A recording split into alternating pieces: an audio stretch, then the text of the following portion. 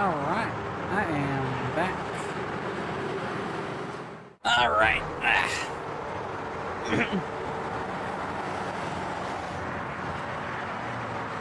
Late night, Shibuya. 4 a.m. Despite being named the city that never sleeps, very few people were currently present at its most popular locale, Scrambled Crossing. Instead, many taxis were parked in their place, ready to carry away the drunks unwilling to wait for the first train in the morning. A generous number of the drivers were reclined in their seats, napping. More diligent drivers leaned against their steering wheels as their eyes stared idly toward the hotspots, the most frequent ones being Center Guy and the 107 building. However, they were not trying to ascertain whether or not any of the passers-by were potential customers. Instead, they focused intently on the movements of the sanitation workers who had arrived about 30 minutes before. The 5 to 6 men were thought to be sanitation workers due to their yellow armbands, each of which had sanitation reporter written on them. It was very likely that without the armbands, no one would have recognized them as such. For there was something particularly odd about the men. They were all wearing black suits. Furthermore, ever since their arrival, they had yet to show any signs of cleaning at all. Instead, one man held a strange instrument resembling a pendulum, and the surrounding men appeared to be measuring something. This was not restricted to just the one area, however. From the center of Scrambled Crossing to the very edge of it, they left no spot untouched, writing all their findings down on various scraps of paper. Even now, they were taking measurements from directly beneath the traffic signals, silently observing the movements of the pendulum. At last, the instrument let out a small chime. 地点 L2 の8、0.62 メガ GE、ハイスコアです。先月より38ポイントもアップか。思った通りだ。But there was no one present in the early morning of Shibuya to pay attention to the odd mumbling and behavior. The taxi drivers would speed off as soon as patrons boarded their cars, quickly forgetting about the mysterious sanitation workers. The drunks were hardly conscious, leaving them unable to see anything around them to begin with. Female nightlife workers had just clocked out, finally free from the stress of smiling at repulsive drunkards, jumped into taxis to get home as soon as possible. Thus, not a single person was around to notice that the government had not scheduled any plans whatsoever for cleaning to take place that morning. Aww. Naruhodo. Vampire. Even after the weekend had passed, the uproar brought on by the 4th Nugent case now dubbed the Vampire incident hadn't even come close to calming down. A man's corpse had been found with all of its blood taken out of it, leaving the surface of the body a sickly, inhuman shade of green. It had been discovered in a bathroom at the Shibuya station, at a part of the Inokashira line.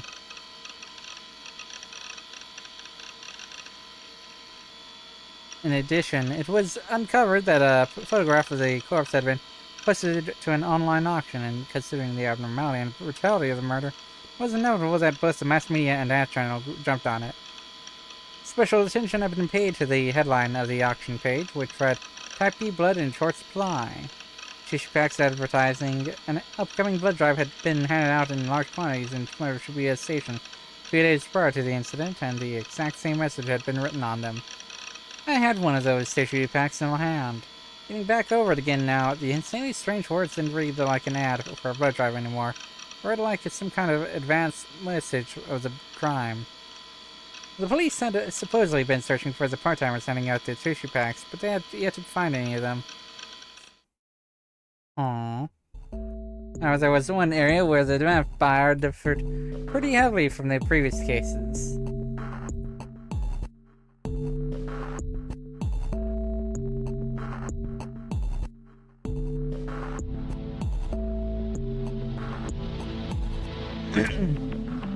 While there had already been elements of it in the crucifixion case, the intent for it to be a theatrical crime was much more obvious with this one.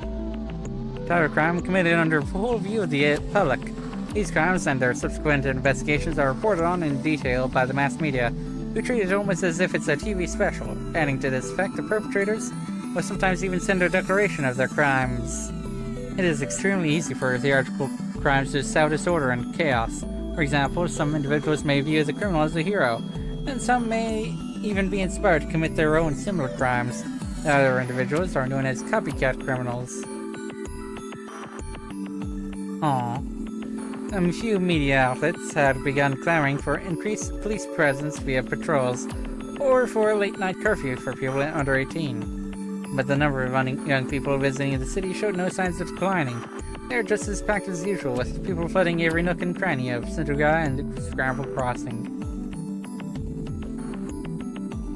The internet was so thirsty for news, a group of people trying to be Snake had snuck into Shibuya late at night to post live updates. And there had also been a phrase that was trending among the city's younger population.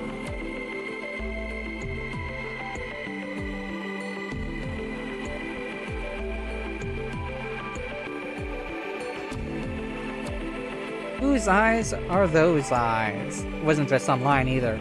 That phrase had penetrated the ranks of each and every dokyun walking around Shibuya. On that channel, it had become common practice to tack the phrase onto anything, regardless of if it was related or not. This week's episode of Bloodtoon won't have much serotonin. Whose eyes are those eyes? The new patch's weapons are so weak they're actually unusable. Whose eyes are those eyes? What is the... Whose eyes are those eyes is that from? And so on. To people my age, the new gen was probably just something new and exciting to follow. No shit show to obsess over. But to me, it was the most aggravating thing possible. Regardless, a whole 3 days had passed since the vampire case, so I'd been able to calm down a little. Of course, there was still a nagging uneasiness in the corner of my mind, but by losing myself in ESO over the weekend, I had been able to temporarily forget about all that irritating, inexplicable garbage. Even though I'd had to go to school today, I would have been able to get through my classes by either skipping through them or thinking about the stats and frame data of ESO's rarest items. I guess I'd leveled up a little bit. And so, on my way home from school, I stopped by at Cafe for the first time in a while. It made me happy to see that the room I usually use, room 37, was vacant and ready for me. The last time I'd set foot in it was at least 2 weeks ago, meaning that this was the longest gap I'd ever had between visits. The sour breeze flowing from the air conditioning, the manga stained with the smell of tobacco. How comfortable it was to sit back in the recliner, the snores of old men cutting through the silent, still air. It all provided the store's interior with an aura of pure nostalgia. ルーム37の PC のチャットログを調べさせてもらいました。そこから分かったことは、あなた一人の自作自演。将軍は、あなた自身。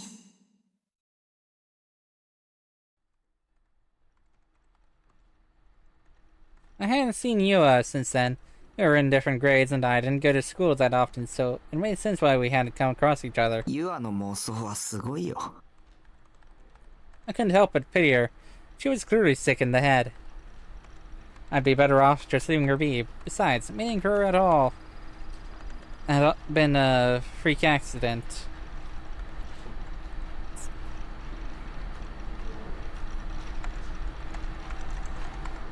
Over the past 2 weeks or so, I'd been dragged into all sorts of random bullshit.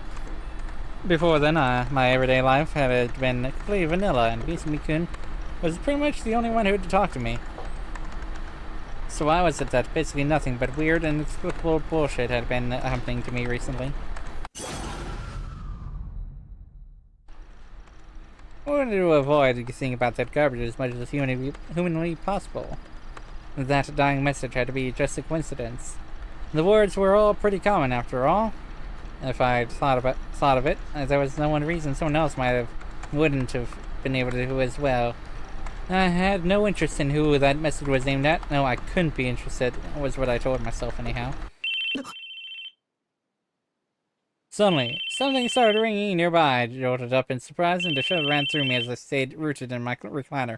It's your phone, boy! It was the sound of a phone ringing. But whose was it? Because the store was so quiet, the electronic sound rang out all the louder. I looked around, but I couldn't locate a phone anywhere. もしかして A thought came to mind, and I fished around in my bag. Sure enough, the ringing was coming from the cell phone I'd bought just a few days prior. I glanced warily at the LCD display. Normally, the caller's name would be displayed there. It was a good idea to answer. I didn't like talking to people that much, so probably not. Still, was calling me anyway. I hadn't told anyone my phone number yet. And the only people who knew it even existed were my family. It was Anonymous's nosy ass, making sure to put them in my address book. When one of the people registered in my address book called, their name should display, meaning that whoever was calling wasn't a family member. So, who was this? The phone kept on ringing persistently. Did people who had phones usually force people to listen to the ringing for this long? I'd never used one of them before, so I wouldn't know, but it was incredibly annoying. To suddenly invade someone's privacy like this, cursing them with an obnoxious ringing until they picked up. I would just fucking ignore it. If it's so important, I would call again, or leave a voicemail. Usually a voicemail. It's just a socially acceptable way to invade someone's privacy. That was exactly why I didn't want one of these stupid things. Oh, it had stopped. Relieved, I checked the screen again. Missed calls 1 was displayed on it. I had no interest in returning the rando's call. This rando's call, so I decided to leave it to be. It'd be a pain in the ass if it does happen again in the future, so I should really figure out how to set up my voicemail. Cell phones were such a pain in the ass. I didn't even like phones to begin with. I mean, come on, they were freaky as hell. How the heck exactly are you supposed to know if the person you were talking to on the other end was the actual person you thought it was? With how prevalent fraud was nowadays, or were people actually taking the proper measures to make sure they were talking to the right person? I couldn't help but wonder how people would be able to commonly have a conversation with someone who might be an impersonator. Even if I understood the gist of how it worked, it was hard to believe that my voice could somehow reach distant places through a phone line. When you talk on the phone, your voice is temporarily converted into electrical signals. They pass through the phone lines until they reach the recipient, where they are then restored back to normal. That's when they become audible. In order to talk on the phone, you need to go through this conversion process at least twice. With a cell phone, your voice is first converted into electrical signals. Then it travels to a nearby base station via radio waves, which then run through normal phone lines to the switching station, and the closest base station to the recipient, before finally arriving at their cell phone right afterward. It was a bizarre, complicated process. If my voice was replaced by electrical signals, could the other party really hear my voice word for word? Exactly as I'd sent it? In fact, wasn't it possible that in the conversion process, my voice and my words could be transformed into something completely different? For instance, if I called Nanami, but instead of connecting to her, it connected to some strange, shady facility. And there I would end up talking to someone I had never met, who was only pretending to be Nanami. Maybe they wouldn't even be a person, but a computer instead. That was the big reason why phone calls freaked me out so much. They were even scarier than talking to someone face to face. See, you use the internet, and you worry about this. When I logged into Yasuo's Isola, as was often the case, 3 hours passed by in the blink of an eye. It had been 2 weeks since I had last used her, but she made for a pretty good support, so I was feeling pretty satisfied. I left at the cafe in a good mood and started heading home.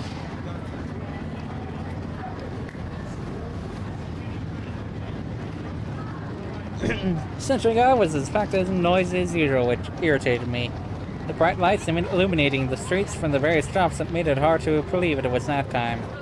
And at the end of the well-lit road, despite the crowds, I clearly saw her, causing me to stop dead in my tracks. And one girl. In the midst of so many people, she glared directly at me. With a fucking sword! Right smack in the middle of Cinder Guy, where people were coming and going without reprieve. It was difficult to even walk straight. She stood still, resting the gigantic sword she carried on her shoulder. He's got a sword! The spectacle was completely absurd, and yet no one paid her sword any mind. The stream of people flowed right past her with no change in demeanor. She was the girl I'd seen at 107. I had been there when Nanami was driving me around to buy a cell phone. The shape of her sword, her suime uniform, her long black hair, everything matched perfectly. Back then, she had been standing at the top of the stairs in front of 107, watching the passers-by come and go, and I remembered the sharpness of her glare. I'd met her once before, in school. She had these almond-shaped eyes and clean-cut, model-like features, and yet they only served to make her seem all the more unapproachable. It was all capped off by that long, silky black hair that stretched all the way down to her waist. She was Girl B, the one who had so rudely probed me in the corridors after school one day, asking me who I was. Come to think of it, why was she glaring at me? Thinking maybe it wasn't me she was looking at, I turned around. Though usually when something like this happened, more than often than not, they were just looking at someone who happened to be behind me. That wasn't the case here. The one she was glaring at, her gaze filled with intense hostility, had to be me. I froze. I knew now what it felt like to be someone's prey. Glaring back was out of the question. I was always so relied to look at people in the eyes, so I couldn't help but stare down at the pavement. Wait! I should run. Normally, I'd go home by taking a left at Scramble Crossing where she was standing, and then I would end up next to Bookfat. But today, I headed for the station instead. There were a lot of people there, but I'd rather that than deal with some scary 3D girl harassing me. She might even try to mug me.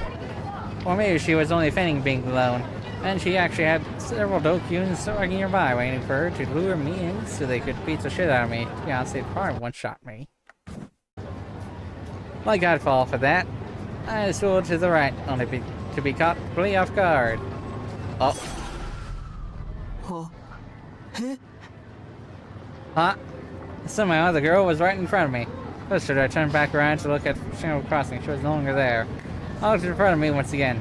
The girl with the sword was still glaring at me, just as she had been before. What the hell? When did she get around me? Thanks, it only moved so fast. That was practically teleportation. And besides, how could she have predicted that I'd turn around in the first place? Her voice reached my...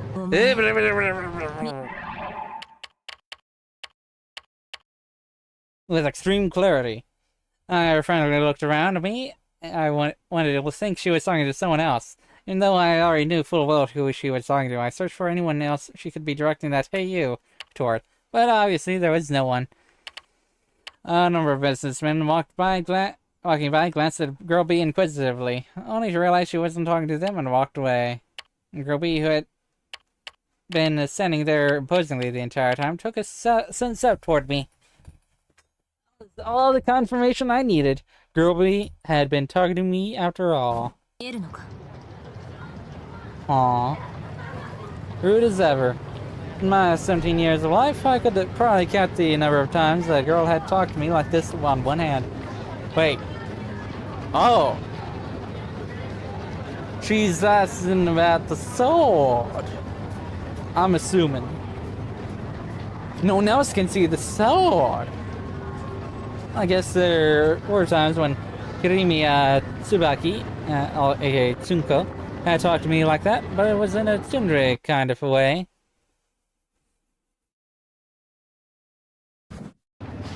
Granted, Tsunko was just a 2D character from the Aroge Tell Me doll.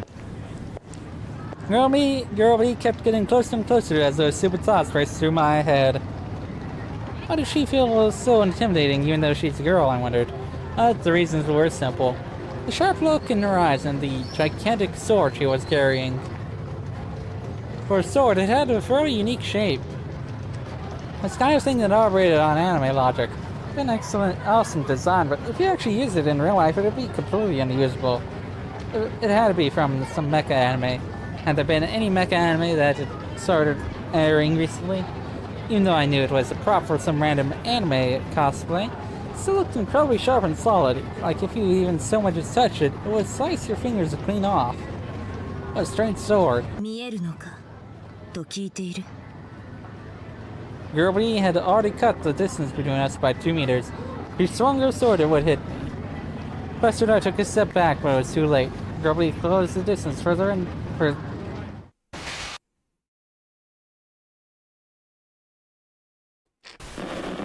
He'd actually swung the sword. Counting on the spot, I covered my head. If I had dodged it, it would have hit my head for sure. I doubt it would have cut me, but with that kind of force behind it, it would have given me a concussion and permanently dented my skull. I hated pain.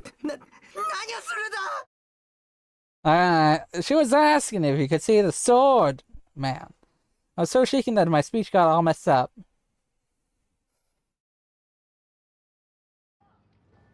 Girlie looked down at me coldly. This chick wasn't normal, moving a sword around in the middle of the crowd. Wait, was she in the midst of a hit and run? Was she a spree killer? Or could she be the new Jin culprit, or the demon girl's accomplice? The next thing I knew, I was trembling. It felt like I was this close to pissing myself out of sheer terror. Huh.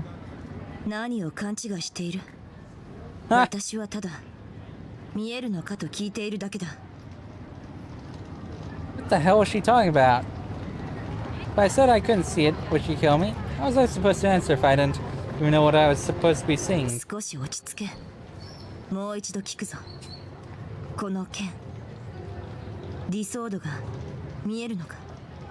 Aww. The sword. It was the first time I'd ever heard that word. I had to be referring to that sword she was holding, but I decided to just nod. I mean, I obviously could see it. There'd be something wrong with me if I couldn't. Blowing around a sword that large and conspicuous and a cinder guy no less. I'd be willing to accept it if this was occupied, but in Shibuya of all places? Aww. Gathered? Who? And by whom? In the very least, I was definitely here voluntarily. What the fuck is an error? In Japanese, please.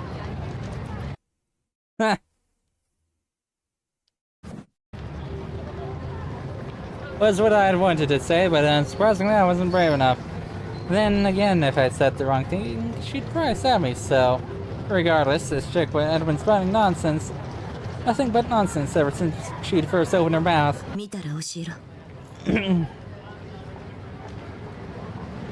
After she said that, Girlby turned around. Her skirt fluttered in the breeze, and I could almost see her panties. Huh. I hurriedly shut my eyes.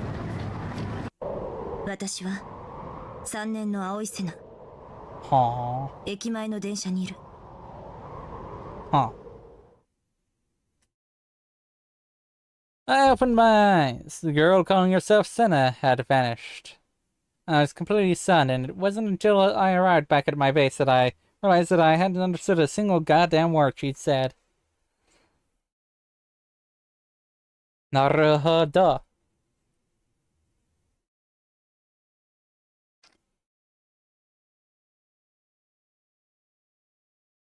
Despite everything going on, I had to go to school 3 times this week.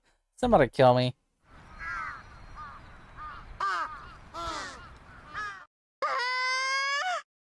A mysterious screech resounded from far away. The sudden nature of it made me jump.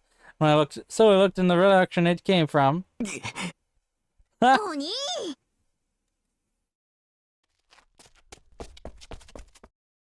Nanami rushed toward me with staggering speed. I tried to run away, but it was too late. She'd already circled around me and blocked my path. She always did have amazing reflexes.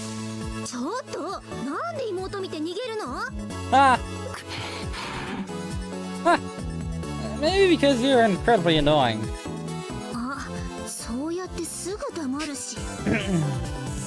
Why had she decided to go to Suime of all places? A decision had done nothing but cause me endless pain and suffering. Whenever she ran into me on the way to school, she always stuck her nose into my business without fail.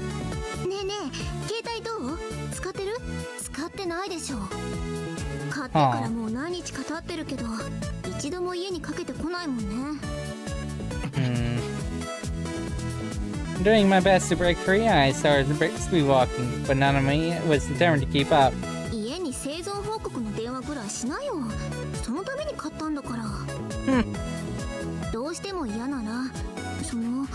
ナナの携帯にかけるだけでもいいからさ。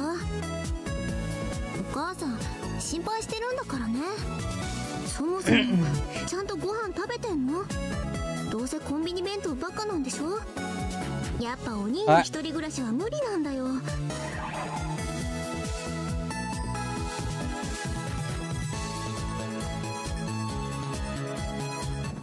家に帰ってきなよ。ナナがどんな気持ちでお兄の様子見に行ってるか分かってる？いつも心配でしょうがないんだからね。Just a fuck off. What the hell is your problem? Are you my mom or something? Stop talking about shit like this when we were on the side of the road. It's humiliating. I had already been feeling like shit, yet this bitch had somehow managed to come along and make me feel even worse.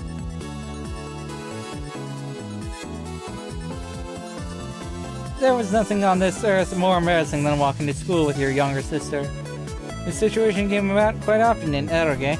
Hell, I'd always longed for it to happen to me, but Nanami was nothing compared to Julio's sisters. Less than nothing. Damn it, Road, you made a cuter younger sister. A slightly tense atmosphere hung in the air between us as we walked side by side toward school. I looked at Nanami to see if there was any chance of escape before we reached the gate. Even though she had been yammering on and on just a bit ago, she had fallen pretty silent, now walking with an absent-minded look on her face. It even looked like her eyes weren't really focused on the road, but that was probably just my imagination. Her footsteps were unsteady. Something must be wrong with her, I suspected. She kept on swinging back and forth, and about a moment later, she stumbled right out onto the road, right as a car came racing toward her. Panicking, I grabbed Nanami's arm and yanked her back. The horn of a car blared as it sped by. She just barely avoided getting run over. Huh.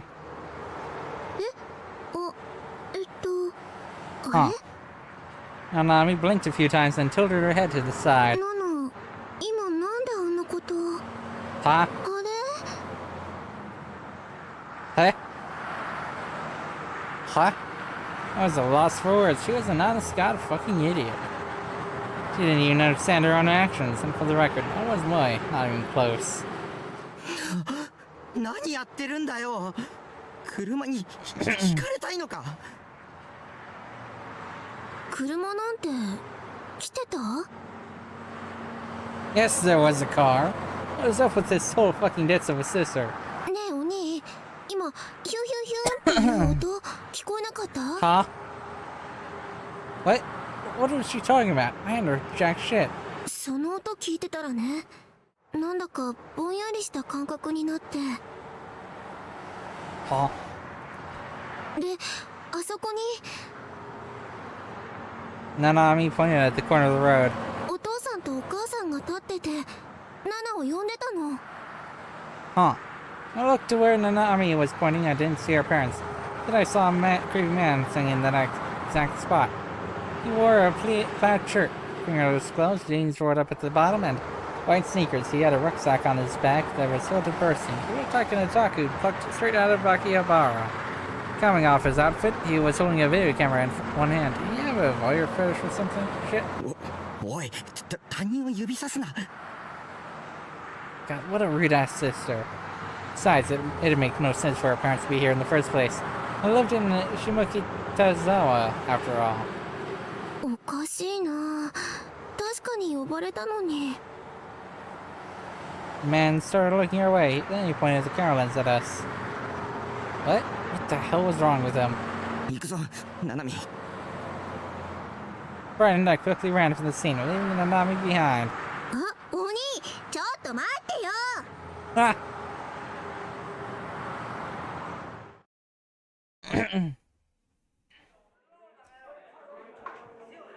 I'd continue to ignore Nanami until we got to school, upon which I ditched her to walk down the noisy as ever hallway toward my classroom. When walking down the hallway, stay along the edge. Don't walk too fast or too slow. Don't make contact with anyone. Those were the 3 rules I always followed. That was how I getting sent out in school, I transformed myself into an existence akin to air itself. That was my secret to success. よタク Heh. Yeah, people like him definitely made it hard for it to actually work. Catching up to me from behind, Misumi-kun greeted me in his normal, overly friendly fashion by clapping a hand on my shoulder. Heh. おいっす挨拶ぐらいしろって Ha. お前がそういうやつだってのは分かってるけどよなあこの前 D 組の女子の話したよなめったに学校来ねえけどすげえ可愛い女子がいるって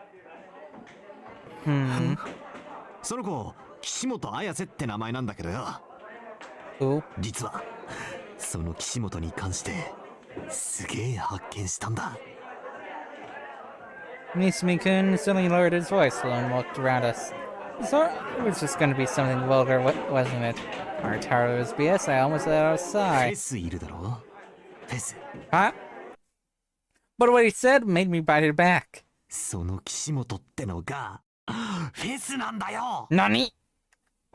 俺マジビビったぜまさかフェスがうちの学校の生徒だなんてよしかも俺らとタメだってことだぜ Aww. For whatever reason, Misumi-kun leaned her body out the window, then gazed up toward the sky with a look of pure 運命 ecstasy. ってきっとこういうことを言うんだな This was the third floor. If he were to slip, he'd fall to the ground and break his neck, ending his life just like that. Anxiety steadily climbed as I watched him. Misumi-kun leaned farther and farther and farther out the window before switching his gaze down toward the entrance beneath it.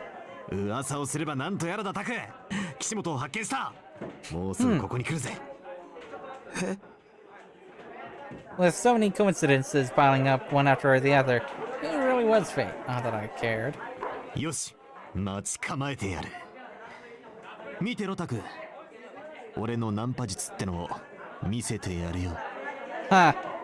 It was brimming with self-confidence, and alpha males like him really were impressive. Being of girls and all that was a completely different world from me. It wasn't even worth trying.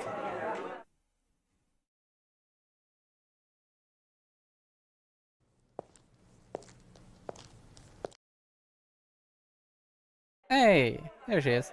A few moments later, Kishimoto Ayase appeared. It was just like Misumi-kun said. She really was fast. I made sure of that while observing her from a safe distance. I still couldn't believe she was in the same year as us. She was wearing a suime uniform, and a distinct aloofness came from her expression as she walked slowly down the hallway. It gave off a completely different impression than the one she'd had on stage. Back then, despite her apathetic tone, I felt a sense of power and liveliness emanating from off of her. But now the aura she gave felt listless and unapproachable.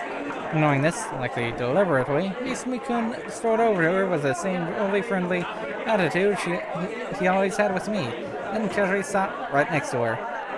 よ岸本さんおはよう Well, his smile was so invigorating, despite being so obviously fake. I had no idea how he was able to act like that around someone he barely knew. That's why we love him. That's why we admire him. Then again, I didn't really want to be him. あ俺三角大輔よろしく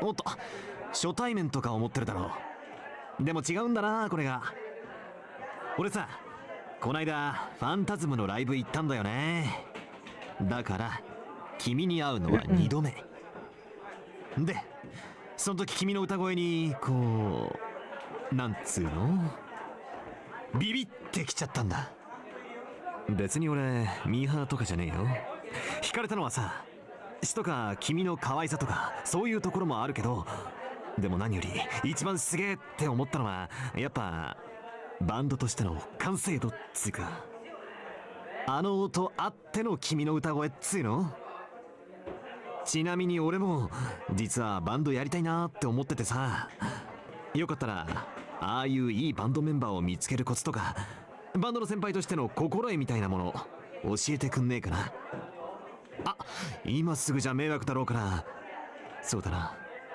放課後とか暇どっかで二人きりでじっくり話さない？ Miss Mikun just kept on talking and talking with no breaks. His tone was different from usual and was obviously fake. Not only that, but he wasn't hitting on her directly, instead using the band angle in order to invite her somewhere nonchalantly. I'd never heard this fun fact about Miss Mikun when he started a band before. It had to be a lie. He was willing to go that far in order to win some points, to force the flag rather than obtaining it naturally. But... oof. Fest didn't even seem so much as look at him. I figured. She simply continued to walk down the hallway at the same pace, as if not a sound had reached her ears. なあ、聞いてる？ Ha! Suddenly, Fest stopped in her tracks. Her slightly lowered gaze slowly rose up, and then... she looked at me. Huh? Me? Kind of think of it, the same thing that happened at the concert. It felt like Fest was staring directly at me. First in general, I'd been stared at by a whole bunch of freaky 3D girls over the past couple weeks. God, what the hell was going on? Was I becoming popular now? Naturally, I averted my eyes, so I'd only met her gaze for just a second. 見つけて早く剣を Huh? Suddenly, Fest spoke. Very little energy could be felt from her apathetic tone. I had no idea if those words were directed at me or Misumi-kun. 剣って？そうすれば君は救われるわ Huh? When she finished whispering at what seemed like no one in particular, her eyes returned to the floor and she began to walk away. She stepped straight past me and entered Class C. Misumi-kun and I watched her go, the two of us completely and utterly lost. なあ、タグ。 Misumi-kun was very clearly sulking. In the end, despite his efforts, Fest hadn't paid any attention to him at all. It must have been pretty rough to have had her completely ignore his entire existence. But I was used to that kind of thing. 俺はここまでプライドをズタズタにされたのは初めてだ。自信なくすぜ。くそ。ちょっと有名人だからって調子乗りやがって。あんな不愛想な女、もう二度と相手にしてやるもんかよ。ああ、うぜえ。だいたい何が剣を見つけろだ。わけわかんねえ。 Makes sense to me. A sword. Could that possibly be referring to that mic stand thing she'd been using during the concert? Now to think of it, there'd been another person a couple days ago that interrogated me about a sword. A Senna girl. The one who was absolutely terrifying. I actually thought she was going to slice me in two. The sword she'd been carrying was a different shape than the one Fest had, but they had a similar aura to them. Could the two of them be connected somehow? I didn't know. There was way too much shit I didn't know. Naruhodo. Shogun. The demon girl. Yua. Fest. Senna. Swords. As was my old habit, I jotted down a list of all the things I didn't know enough about in my head. I'd meant to put myself as one final item on the list, but I decided against it. I was completely normal. No, you aren't. What was the stuff happening around me that wasn't? That was the most obvious conclusion. No, you aren't. You're involved! After all, you can see the swords. Was Fest my ally or my enemy? It would be nice to know at least that much. Problem was, I didn't have the courage to ask her.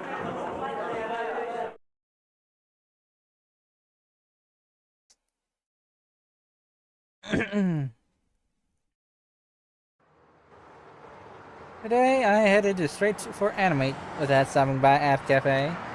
The reason, of course, was to finally pick up my long-awaited Bloodtune figure, Serotan, Quest Awakening version. While I was in checkout, Yua's face crossed my mind for a second, but I cut off those thoughts immediately. I glanced at the Serotans that were set on display in order to attract customers. But since the sculptor was Kijima Yoshio, not a single word needed to be said about their quality.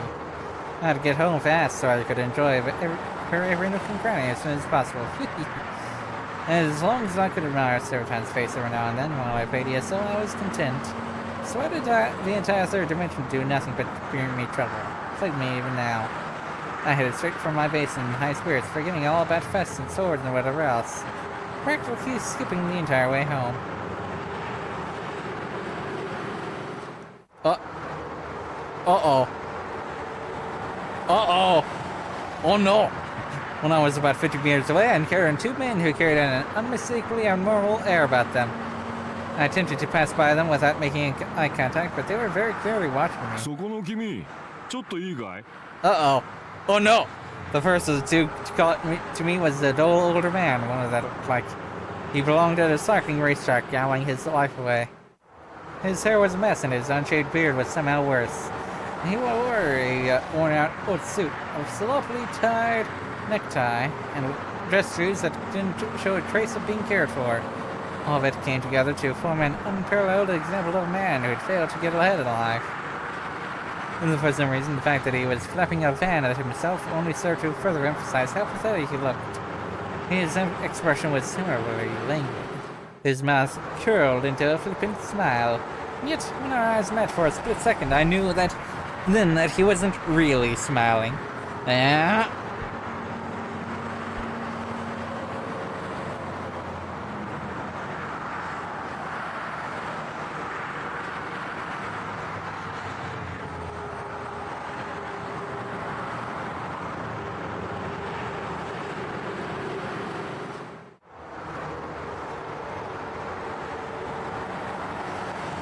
Well, there was nowhere to run. As I searched for something to reply to them with, the two men made their way up to me. おじさんこういうものなんだけどさ The older man took out a black badge from his suit and held it out toward me. It was the same kind of police badge you'd seen in various TV shows, but it was obviously the first time I'd ever seen a real one. They finally come for me. They could only be here for one thing, the crucifixion ちょっ case. と話を聞かせてもらっていいかい Uh, もちろん強制じゃないんだけどねあそんな身構えなくていいよ are you sure? 話聞くだけだか We're ら not after you or anything. Nah, man, they're after you. The way he spoke didn't show a trace of trying to intimidate me. The other younger detective, however, wore a strict expression as he nonchalantly moved to block my path. Sweat started running down my neck. If I had made any wrong moves, they'd likely suspect me of being the culprit and haul me down to the station right then and there. I didn't want that to happen. Just ask if you're detained. And if you can leave.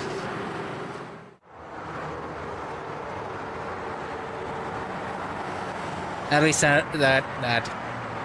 those questions work in America. I don't know about Japan.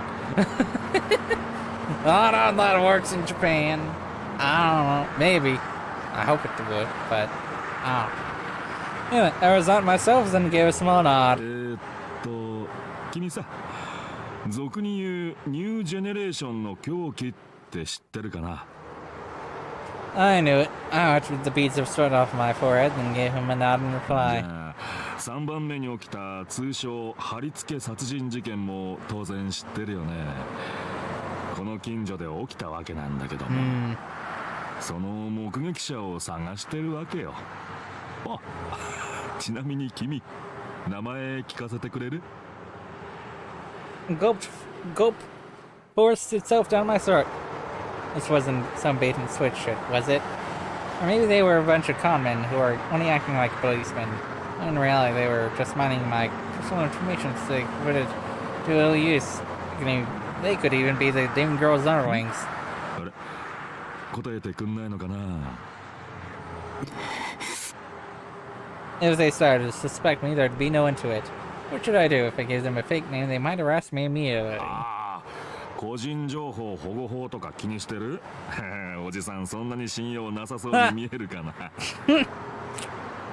I'll say. Either way, his friendly way of speaking had to be just an act. Ah! I thought my computer froze.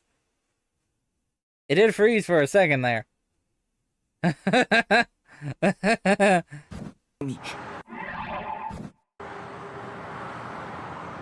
In the end, I figured there was no way around it. That was my best interest to answer honestly. 西条匠君でいいかい？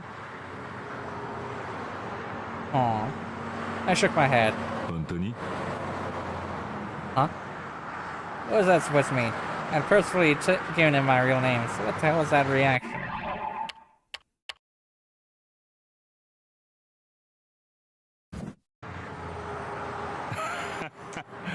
いや、これは失礼。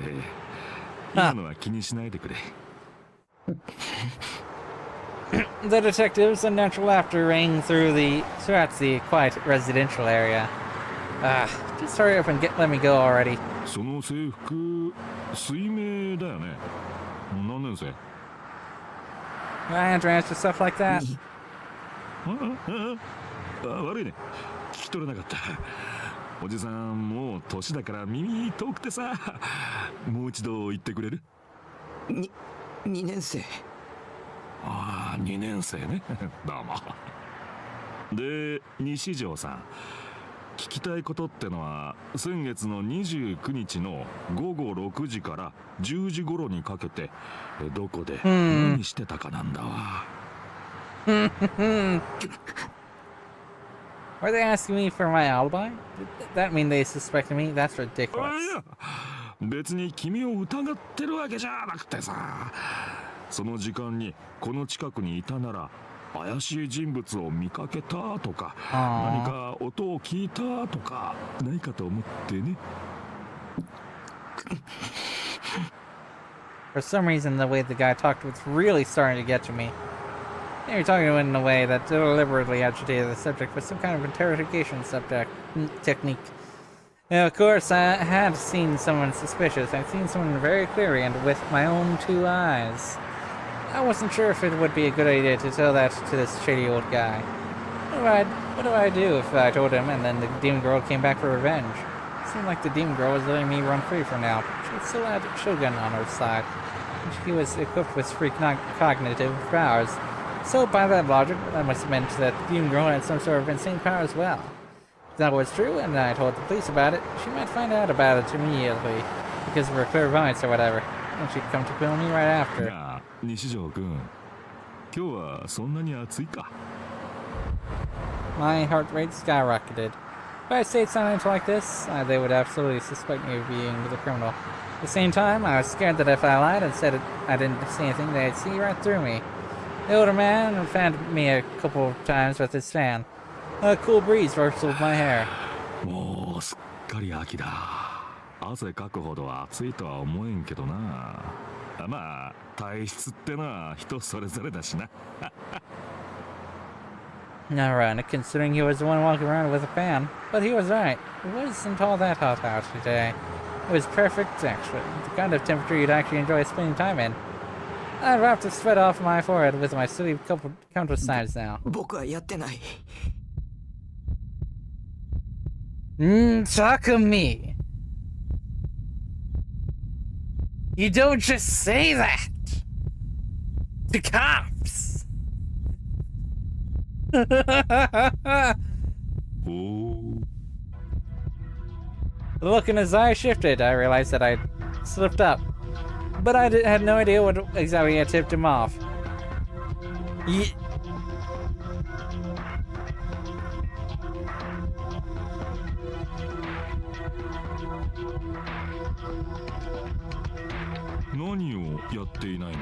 Exactly!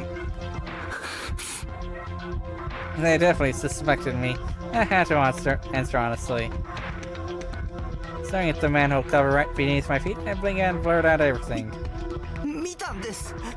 貼り付けの現場、そこに女がいたんです。で、血まみれにして死体の前に杭がたくさん死体に突き刺さってて、あれ500本は絶対超えてた。異常だ。死体がハリネズミみたいになってて、女は僕を見てよかったって笑ってた。あの女は悪魔だ。人間じゃない。ニュージェネの母には人を超えた存在なんだ。ヨシとかすごい超能力とか使う。And now they're like, Huh? Upon saying that much, I realized that the two detectives were staring at me with their eyes wide. Maybe they didn't believe me. Saying that, I clamped my mouth shut. 悪魔か。なるほどね。そいつは参考になったよ。本当です。ああ、分かってる分かってる。貴重な情報だよ。僕を警察で守ってください。その前にその女の年は分かる。服装とか顔の特徴とか。Easy. 水明。水明って水明学園？その制服着てた。つまり西条君と同じ学校の生徒か。After simmering on that for a moment, the old man grinned. I then muttered something that could be either an actual question or him just mumbling to himself. 何年生だろうな、その女子高生は。No clue. No clue. 何年生だと思う？西条君。But probably わからない。same year or じ lower. ゃあなんて名前だと思う？わからないよ。僕はあの悪魔の名前なんて知らない。その女の身長、体重、あとついでに3サイズについては。Ah. What was up with this old man? Was he screwing with me? How was I supposed to know every single one of those? Just tell them she was shorter. She was likely roughly some average weight. And pink hair. The hair is the most important. Did you think I could instantly get all those measurements from a single glance? Oh yeah, sure, I have absolutely had such a superpower. Oh wait, no I didn't, because this wasn't a goddamn rom-com manga. なるほど。黙ってるってことはわからないってことだね。結構。参考になったよ。これは本部に戻って検討しないといかんな。Aww. 先輩、マジっすか？ Maybe his hand to silence the dumbfounded younger detective. The older man signaled something to him with his eyes. 西条君、ちなみに連絡先とか教えてもらえる？なんで？ I knew they wouldn't believe me. They wouldn't believe me as some nut job and falsely accuse me of everything. だって悪魔だっけ？そいつから君を守らなくちゃならないだろ？ Oh yeah, he'd... Oh, so that was why he'd ask. Oh, thank God they actually believed me. No, they fucking... No, they... I mean, the old guy, maybe? But, if I could get the police to protect me, it would be incredibly reassuring. Yes, the enemy was the demon, so the police would only get one shot if they went up against her. It was better than being unarmed. Feeling slightly relieved, I took out the phone I had bought a few days prior and showed him my phone number. You idiot. Come on. Tackle me. Tackle me. The younger detective scrolled it down in his notebook. いや、忙しいところありがとうさ。君の身の安全は警察が保証するから、何の心配もしなさんな。I don't know how they do it, how things are in Japan, but I'm pretty sure he could just shut up. Anyway. じゃあまた何か聞きたいことができたら電話するかもしんないんで、その時はよろしくね。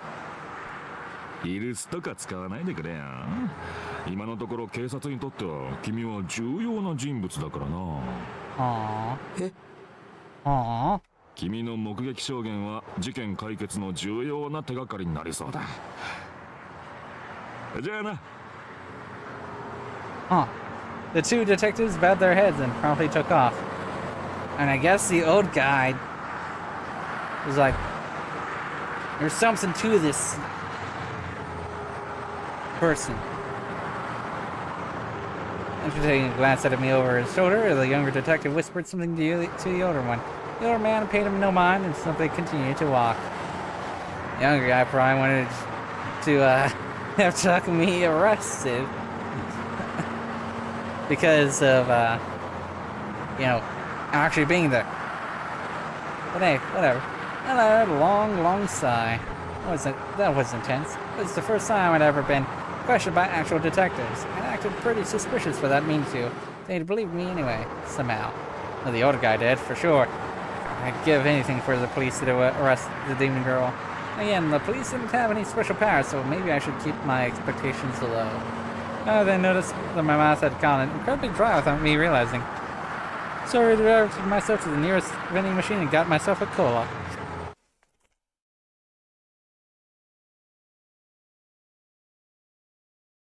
Anyway.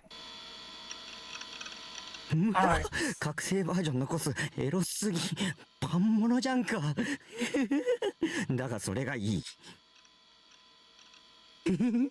顔かわいいよ顔原作再現度はいまいちだけどプンプンと漂うエロスが木島よしおらしさだなこれはこれでグッジョブ上着キャストオフとかこの角度からじゃほとんど全裸にしか見えんひょー髪の動きがいいよな覚醒バージョンは髪が命って持論があるわけだが間違ってなかったなさてそれではお待ちかねパンツいってみようかどれどれV ゾーンの作り込みいいよ I know all this early 2010s, late 2000s すげえ stuff. マジですげえクオリティ高すぎこれセーラタン5作目にして早くも最高傑作爆誕じゃねえこれ以上すごいのなんて出せないってマジでやっぱ木島は神 I ain't reading all this. I carefully stood my new Serotan next to my monitor. Simply looking over at her made me grin uncontrollably. Life was good. I logged on and immediately started posting my impressions of my new Serotan figure on our channel. When I finished doing that, I went to check my emails and check to see if any of my friends on Fairy Potter had posted on any updates. 前触れ申請来てるじゃん誰これセーラコミの人かはいはい K ですよ Now then, time for ESO. The very second I thought that, I felt chills on the nape of my neck. Oh hey. It was the gaze, complete with its usual intense presence. Whose eyes are those eyes?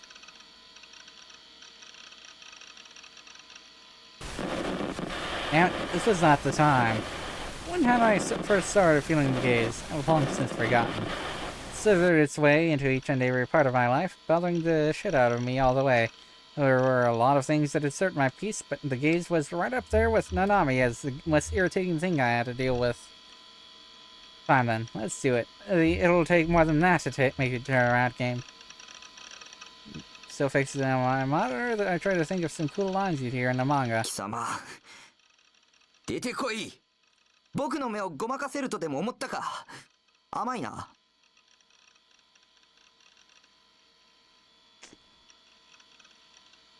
There was no response, but why would there be? Oh, I'd be much more terrified if there had been. Ah! I heard something. Upon hearing it, I immediately looked around. I'd lost today's no turning around game. There was no one else in the room. Was it just a hallucination? Please be a hallucination. From the bottom of my heart, that was all I hoped for. It came again. What was the sound again? I couldn't weasel my way out of this. It was the sound of someone knocking on my door from the outside. In other words, someone was here. Practically no human beings ever came to visit me. Even newspaper salesman wouldn't bother getting up on the roof. All I could think of was... a delivery guy? No, I wasn't supposed to be getting any packages today. Nanami? No, Nanami would be so much more obnoxious. He'd be banging on the door screaming, "Big bro, open up! Oni! Open up!" Making my eardrums bleed. Yua? And so that were high. She'd been to my base once before. Had the demon girl order her to come and kill me? That were true. Why did you bother knocking? The knocking sound continued. I was completely frozen in place trying to figure out what to do, but I couldn't come up with a single good idea that quickly. I started freaking out more and more. Oh, wait, I could just pretend like I wasn't home. Or was that being too cautious? No, there was no such thing right now. Shibuya had gone incredibly dangerous recently, after all. If it was Yua, there was absolutely no way I could let her in. If I did, it'd be pretty much asking to get killed. On a related note, was my door locked? I stared in the direction of the door. Thanks to the darkness, I couldn't see very well. I slowly got up and tiptoed towards the door, being careful not to make a sound. I reached the center of the room. I finally knew for sure. The door wasn't locked. Chills assaulted to my entire body. My heartbeat increased rapidly, and my anxiety shot up along with it. I'd forgotten to lock my goddamn door. Someone just waltzed right on in. Right now, it stabbed me in the back. I would have no right to complain. I had to lock it fast. If I made a sound, they'd immediately find out that I was just pretending to not be home. But that was far better than letting them get inside. I was about to bolt toward the door when... Idiot. I actually stepped on an empty box lunch that had fallen on the floor. I stepped to an almost comical degree and landed hard on my ass. Extreme pain made me moan in silent agony. And then, right before my eyes, the door slowly began to open. I didn't know who it was, but whoever had been knocking was now opening the door of their own accord. I tried to get up, but the pain kept my body from listening to me. All I could do was stare with teary eyes as the door opened. The first thing I saw was a hand. The sleeve on it was clearly from a Tsume Academy uniform. Next, I saw hair, a little longer than Nanami's, but shorter than Yua's. I didn't know who it was. The hair stirred, and the last thing I saw was a face suddenly peeking into the room. Ah, shit! Konnichiwa. Oh no! Run, you fool! That was when I finally realized who it was. Run! A person I never would have expected. The worst possible plot twist. The feelings of intense despair threatened to steal every bit of hope away from me. The demon girl. I thought it'd be Yua. I never would have thought the demon girl herself would come marching in. What? How the fuck she know where you live? Our guys met, and right as they did, the demon girl smiled with glee. And her smile sent chills down my spine.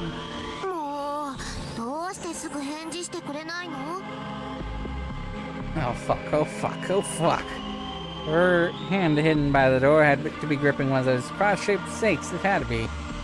She'd finally come to kill me. She was gonna kill me as she laughed in pure ecstasy. It had to be because of the detectives I had talked to. She'd see me do it with her clairvoyance. Don't kill me, I tried to scream, but I was too terrified to make a sound.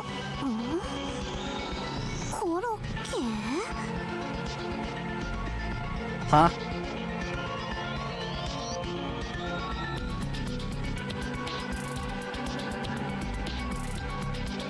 Pulling her neck to the side, the demon girl unleashed a strange incantation. It had to be some demonic tongue. She was cursing me. I was gaining as much distance as possible from her, and finally started crawling backward on my ass. And slipped countless times on random guards scattered across the floor as I scrambled for the first thing away from her, my computer desk.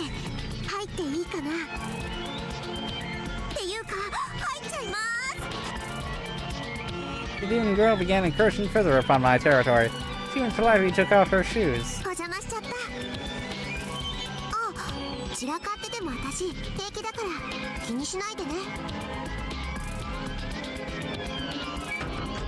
The door closed. My escape route had been cut off.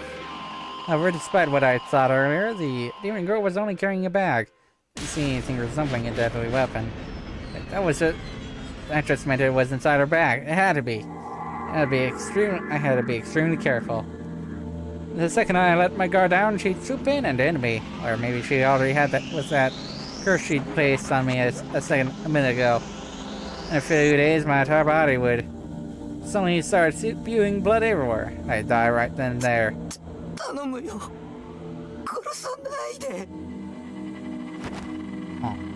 I got down on my hands and knees, curling my head between my arms. These goddamn detectives had completely fucked me over. 察に喋ったこと謝るから。警察？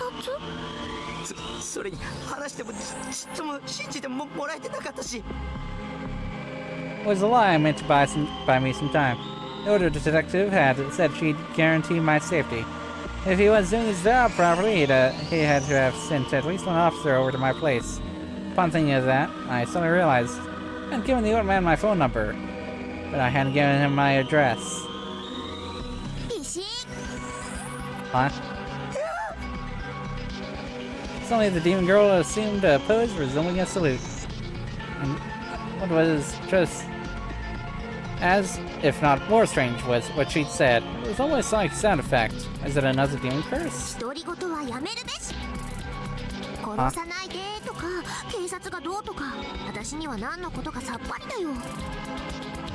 Huh. Right? Was she trying to play dumb? Was this her roundabout way of threatening me? And in actuality, she was saying, forget the truth, act as if nothing ever happened. What the hell was she thinking? Hadn't she come here to kill me?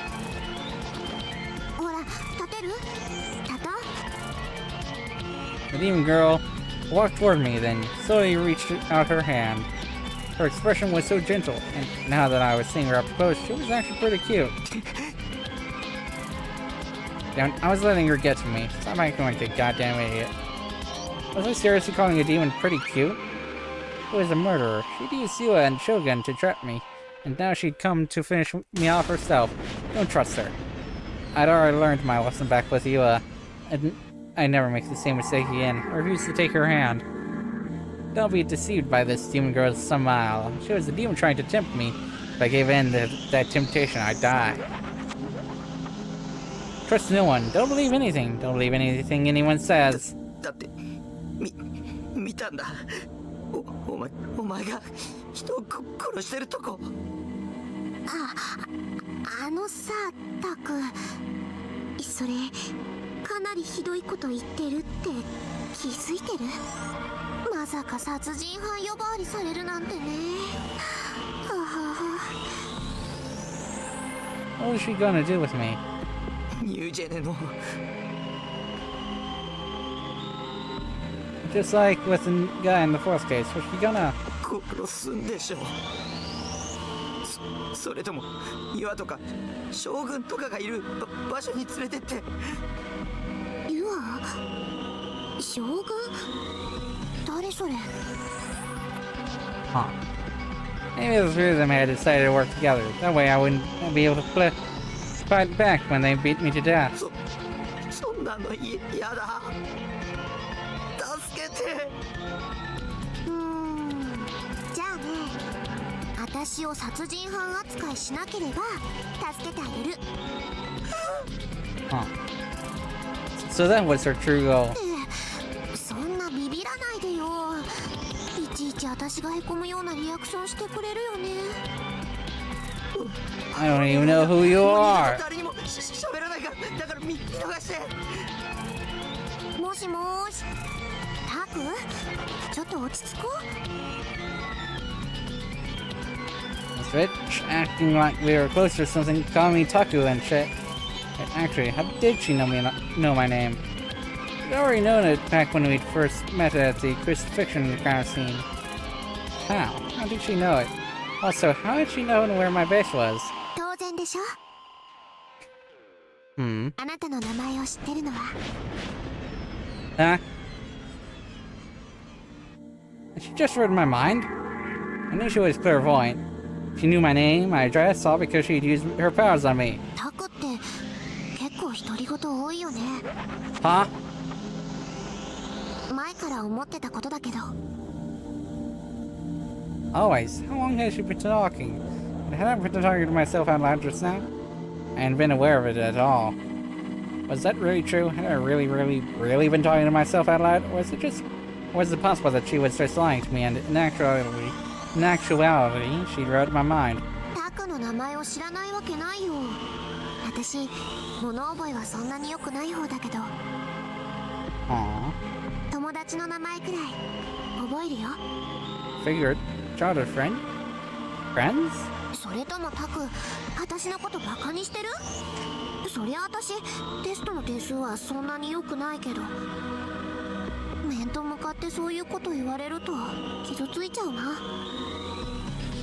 Was someone here crazy? Who was it? Me? Her? It's definitely you. もしかして Oh, both of you. 転校 Who are you? そういえば近いうちに転校生が来るらしいよ。スカチン先生が言ってた。 Huh? There were two different conversations going on here.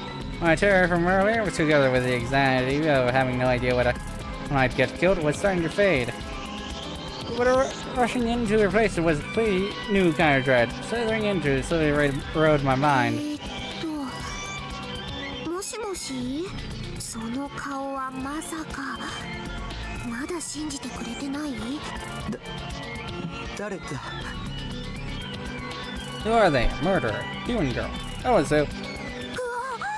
タクこそクラスメートの顔を覚えてないんだ。ひどー。 Aww. Did she say classmate? So we weren't just friends, but classmates too? でもまあしょうがないか。タクはあんまり学校来ないもんね。 Huh. だからって私の存在丸ごとなかったことにするのはどうかと思う。 Huh. ちなみに名前も忘れちゃってるわけかな。はいはい、そうなのね。ショック。じゃあ思い出させてあげますよっと。私は崎畑凛美。 Aww. Naruhodo. リアクションなしかい。崎畑凛美。思い出した？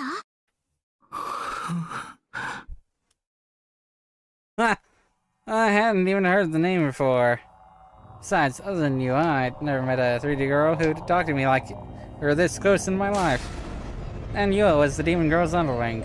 Wait, oh, that was it. What the girl was calling herself Sakihata was doing right now was exactly the same as what you had done. This simptress knew I wasn't used to interacting with 3D girls, so she was attempting to lead me into a trap by behaving all friendly and trying to seduce me. It was the same exact strategy.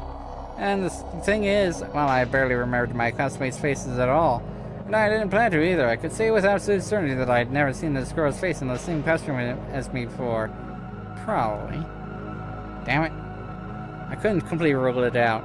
After all, whenever I was at school, I was usually glued to my desk until the final bell, pretending to sleep and having delusions, staring at my desk, or feigning reading my textbooks. I didn't do anything else. I had next to no memory of my classmates' names and faces, so I didn't even try to remember any. Which was it? Was she telling the truth, or was it all a lie? No, it didn't matter whether or not we were classmates, because the one thing I knew for sure, one hard, indisputable fact, was that she had committed murder. たく記憶力ゼロ？まあいいや。じゃあ大臣に聞いてみて。Daichi?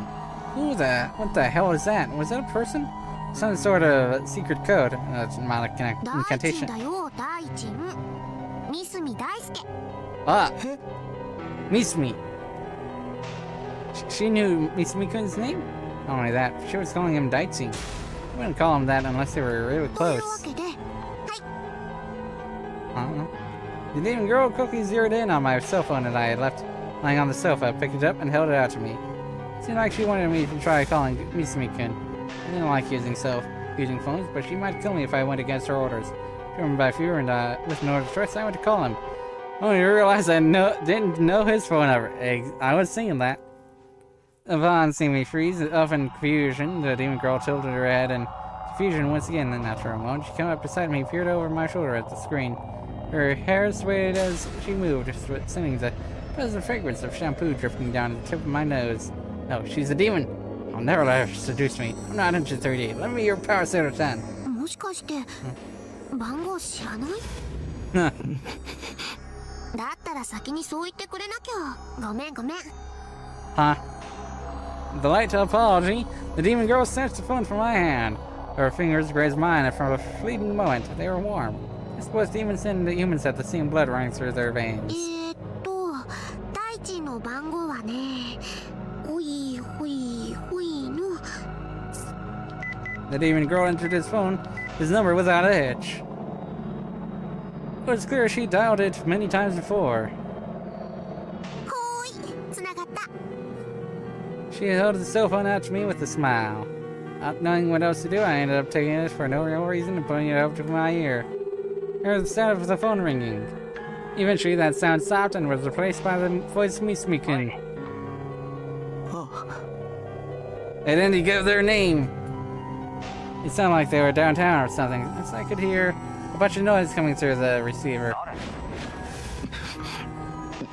I really hated phones. I had no idea whether or not it was Misumi-kun on the other end. Voice sounded like his, but I also had a strange feeling that something was slightly different about it. タク、大地に出た？ It sounds the demon girl appeared at me from right in front of me. Shit, she was way too close. Turned my back to her and sealed myself. 西 Ah! Wait, wasn't that a bit strange? How did you figure it out? Figure out it was me that quickly. I hadn't even gotten halfway through my name yet. Well, I mean, he's used to you. やれない番号だったから誰かと思ったぜ。お前もしかして携帯買ったのか？ Huh.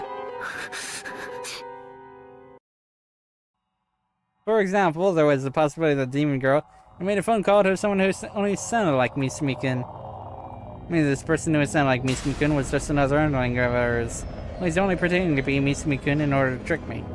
Maybe the demon girl already knew that I didn't know Misumi-kun's phone number, so she'd been leading up to this all this time. I was starting to doubt anything and everything. I didn't know what was true and what was a lie. Hold on, what the hell kind of trap was the demon girl trying to make me fall into anyway? Why bother with a trap this elaborate? In a situation like this, wouldn't it be easier and quicker for her to just go ahead and kill me already? Was there some reason behind it? Some kind of prerequisite saying she had to kill... Saying she had to trick me, even if it meant taking it this slow. No, maybe it was some hidden counter type thing spearheaded by Misumi-kun. The girl wasn't actually my classmate, but Misumi-kun's girlfriend. He sent her here in order to screw with me. As fucking if. If that were the case, how the hell would I explain everything that had happened at the crucifixion crime scene? で、タク、なんか用か？お前から連絡してくるなんて珍しいこともあるもんだな。ま、俺としては野郎からの電話なんてあんな嬉しくねえんだけどな。Ha! His tone of voice sounded exactly like Misumi-kun's. The more I heard, the more convinced I was that the person on the other end had to be him. 女の口説き方でも教えてもらいたいのか？ Ha! なわけねえか。 Should I start talking? I sensed a gaze on my back. The girl was staring at me. The chills on the back of my neck had still hadn't gone away. What kind of expression was the demon girl making? I wanted to turn around and see for myself, but I was too scared. 用がねえなら切るぞ。お前の無言電話に付き合ってるほど暇じゃねえんだ。今女と一緒だからよ。だからなんだよ。用があるなら早く言って。 How's that? そのなんだよ。早く言えって。うちのクラスああ、うちのクラスがどうした？いる何が？女子あ？酒畑って名前の Despite suddenly becoming more and more incoherent, I somehow managed to explain myself. Suddenly, Misumi-kun stopped responding. Silence. However, I could still hear the noise of the city around him, so the call hadn't disconnected or anything. Why wasn't he talking?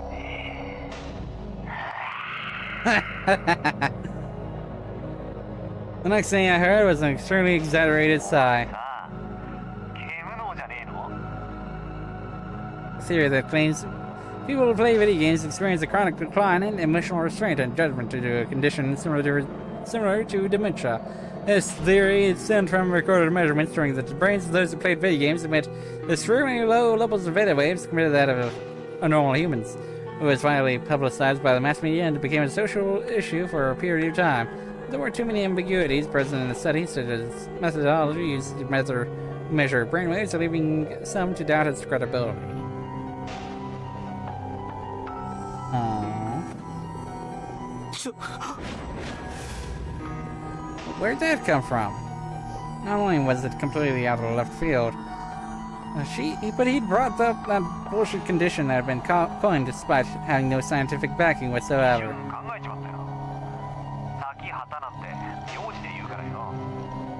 Aww.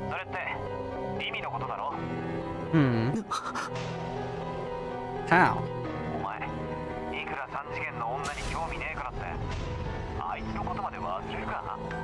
Huh?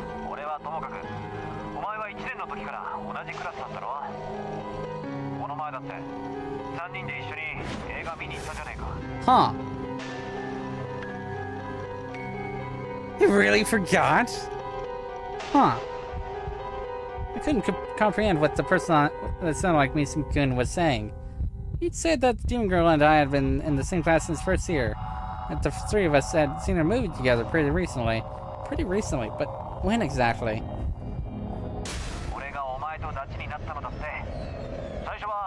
Huh?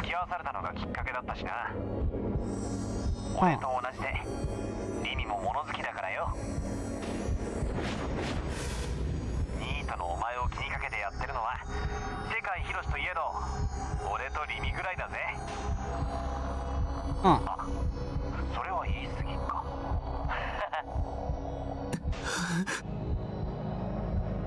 Naruhodo. The words I heard on the other end of the call. Not a single one of them felt real to me. I had absolutely no memory of any of it. I couldn't acknowledge that any of that had happened in the past. I just couldn't. It was all some story that the person who sounded like me couldn't be my past. Past could only be established as truth if a person remembered it. So if I didn't remember it, it wasn't true.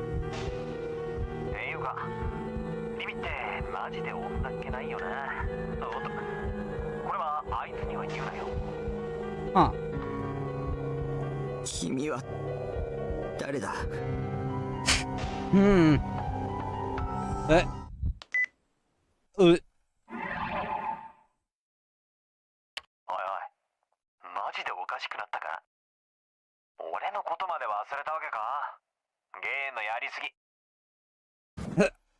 Unable to take it anymore, I hung up the phone.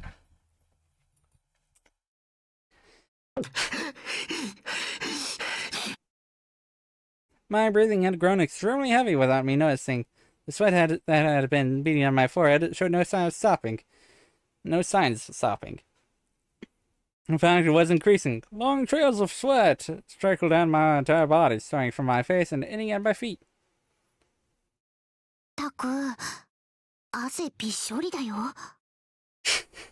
That evening, girl, looking worried about me, calmly offered me a handkerchief.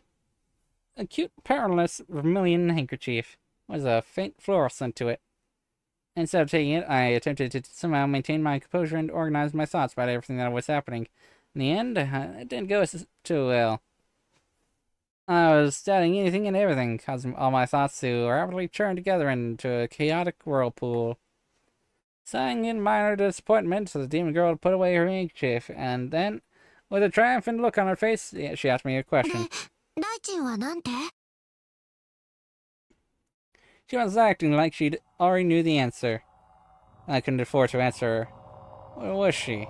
An ordinary classmate of mine? Or a monster? I had no idea. Maybe I was the crazy one. Taking the chat with Shogun into consideration, couldn't rule out the possibility that someone other than myself was controlling my body. Maybe all my memories of the demon girl, of the girl named Sakihata Rimi, had somehow gotten knocked out right out of me due to some freak accident or something. At this point, I didn't know anything about myself for sure.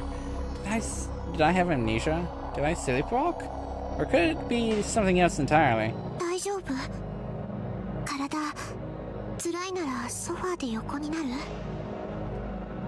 Oh, the demon girl spoke to me kindly. Don't let your guard down. No one who acts nice to an otaku freak like me Must have some kind of ulterior motive.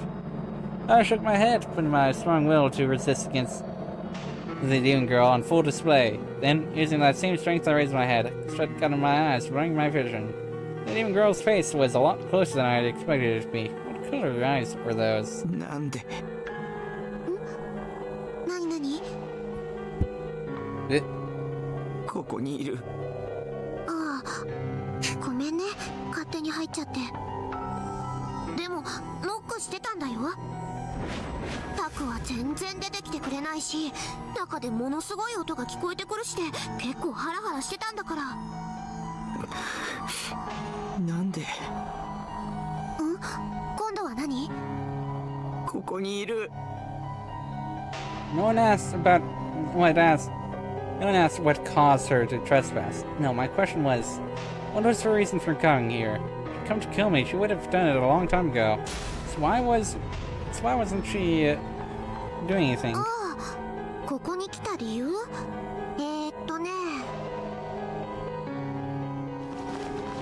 The young girl reached into her bag and pulled out a single sheet of paper. はい。 Aw. 進路希望のプリント持ってきてあげたの。 Huh. Found myself taking it from her without really thinking. She wasn't lying. The piece of paper did have post-graduation aspirations written on it, along with 3 blank spaces to write your answers in. Was that it? Was that really all she'd come for? 帰ってよ。 Aw. I didn't want anything to do with her. Don't want anything to do with any 3D girls. This is a trap. Don't listen to her. This isn't reality. This is a game, and filled with bugs. There are way too many contradictions. It doesn't hold together as a proper story. Aww. 僕に関わらないでよ。 If you don't intend to kill me, then just leave me alone. I am me. Some me that isn't me may be friends with Sakihata Rimi, but that me has nothing to do with the current me. Curling my head, I closed myself off completely. I kept trembling and trembling, wishing that the girl known as Sakihata Rimi wasn't there anymore. Not long after, I heard the sound of the door opening, telling me the demon girl had left. Huh. Naruhodo, so you completely forgot about her. In the midst of a pitch-black room, the pale light of a PC monitor cut through the darkness. Pictured on the screen was a Sailor screensaver from Bloodtune the animation. Once there had been a girl by the name of Sakihata Rimi present in the container half a day prior. The only figure that remained was the container's owner, Nishijo Takumi. It was already 5 in the morning. In Takumi's daily life, he would play online games until dawn and then collapse onto the sofa once he could not keep his eyes open any longer. Even now, Takumi was asleep on the couch, twisted in a seemingly uncomfortable position. He never used his bed for sleep. He did indeed have a proper bed, but it was already occupied by manga, CDs, and other random piled-up media. He would never be bothered to tidy it up, so his bed had effectively been repurposed into his storeroom. Ever since then, he had utilized his 2-person sofa as his one and only place to sleep. Faint moan escaped from Takumi's lips. Perhaps he was having a nightmare. His entire body was perspiring, and his closed eyes twitched and trembled. His expression was warped in agony, and he was tossing and turning so frequently he came very close to falling off the couch. Right before he did, however, his eyes suddenly and inexplicably shot open as he faced the ceiling. They were bloodshot, and his eyeballs were faintly convulsing. Still in that state, without blinking even a single time, he rose from the sofa. He slowly staggered toward the PC. Without sitting down, he moved the mouse as he stood before the desk. The screensaver disappeared and his desktop showed itself. The pale light of the monitor shone on Takumi's face, illuminating his horrifyingly vacant expression. His body swayed back and forth, and his mouth hung slightly ajar. Drool seeped down his chin. His current state was a textbook example of sleepwalking. Aww. The delirious boys launched the web browser, then opened that channel. His movement itself was languid and slow, but he showed no hesitation in selecting the thread on the The board related to New Gen. The board listed a total of around 60 threads, and Takumi slowly opened each of them one by one. And then, with his eyes remaining glued to the monitor, he began to type. He repeated this section for each and every thread. Probably the same exact one. His posts were not particularly long, only passing a few characters each. They all composed of this exact same sentence. I figured. Whose eyes are those eyes? Oh shit, Shogun. Ah! Hey! Sleepwalking! I went to the hospital first thing next morning. They hadn't confirmed it last time I'd come here, but today they would definitely tell me I was normal. No, man, no! Dr. Takashina would remember me. I tell him, it's me, Nishizo. I was your patient until around 4 years ago, and then you tell me everything I needed to hear. I wasn't the crazy one. It was the demon girl and Mizuki-kun. They were the crazy ones. That was definitely what he was gonna say. This hospital opened at 8 in the morning, which was a little bit earlier than the regular hospitals. That was the reason why I showed up right when it opened, and yet, the seats in the lobby were already filled with countless middle-aged people who were older. What the hell? Why? The hospital just opened. So why were there so many people here? The only passes no head starts are unfair. Come on, time like you're supposed to, assholes. As I continued to insult them inside my head, I had no choice but to wait. About an hour passed before I really started to regret not having made an appointment. Always make an appointment, my guy! But right after I started thinking that, they called my name, and I was immediately relieved to know that I wouldn't have to wait as long as last week.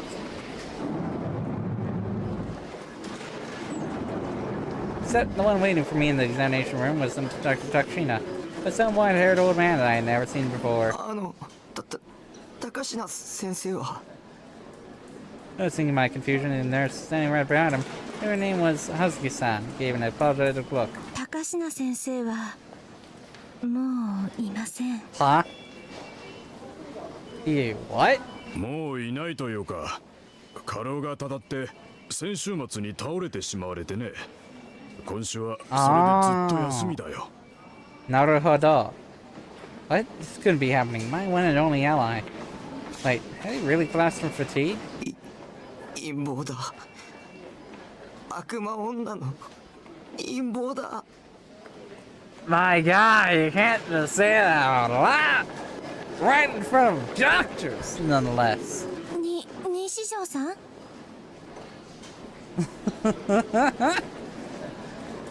She had to have poisoned his food or send him a death threat to scare him into submission or done some other horrible act to psychologically break him.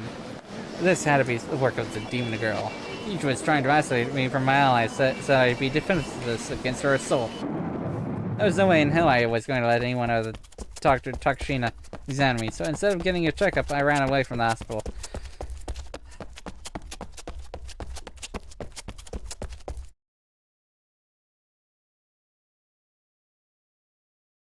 My guy.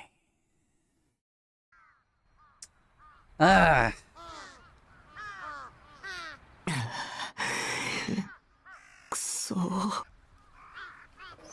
Laying on the fence at the edge of the roof, I blankly stared at the sky. The skies of Shibuya were dim and lifeless. You'd have to be crazy to call them clear. 病院にはもう行かない方がいい。 The demon girl's net was tightening around me. Maybe I already had nowhere to run. Maybe the detectives I'd met yesterday were imposters. Maybe in reality they had been the demon girl's underlings all along. They'd just been testing me. That had to be it. Timing had been just way too perfect. The demon girl had broken into my room right after I talked to them, for fuck's sake. She was a demon, after all. She wasn't human. Controlling and manipulating the human mind would be child's play for her. I had no evidence of that, of course, though. But at the same time, I had no evidence proving she wasn't a demon. Which meant the only way to stay alive was to just assume the worst-case scenario. I really have nobody on my side. I felt like everyone was against me. No matter where I looked, no matter who it was. All I saw was yet another one of the demon girl's underlings. 助けて。誰か助けてよ。 I mean, This is very riveting gameplay, right? Going through a visual novel. I was like, I can't convince myself to do this otherwise, so might as well stream me going through visual novels. Non-eroge visual novels, of course. And of course, get some kind of reaction to be more interesting. Anyway, why didn't I have even a single ally? Why wouldn't anyone come save me? Why did only I have to suffer so much? I felt more hopeless than ever.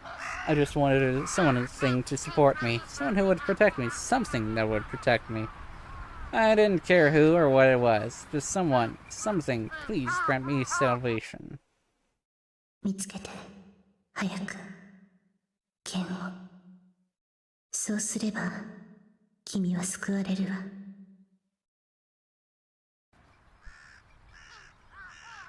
Suddenly I remembered those words. Ken. If this was the game, I'd be the protagonist, and there'd be a cliche story moment where I'd obtain the legendary sword and triumph over evil. At this point, I'd heard the word sword from 2 different 3D girls recently, and in extraordinarily close proximity at that.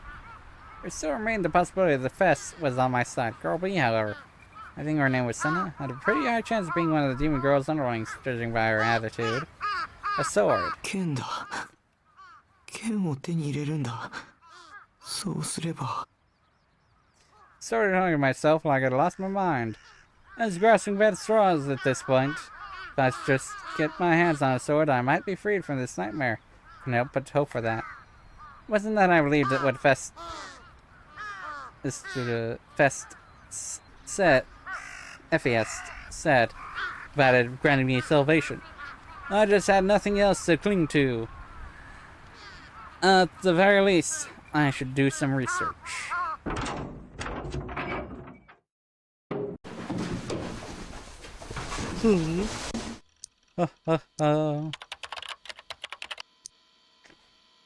I promptly tried searching for it online.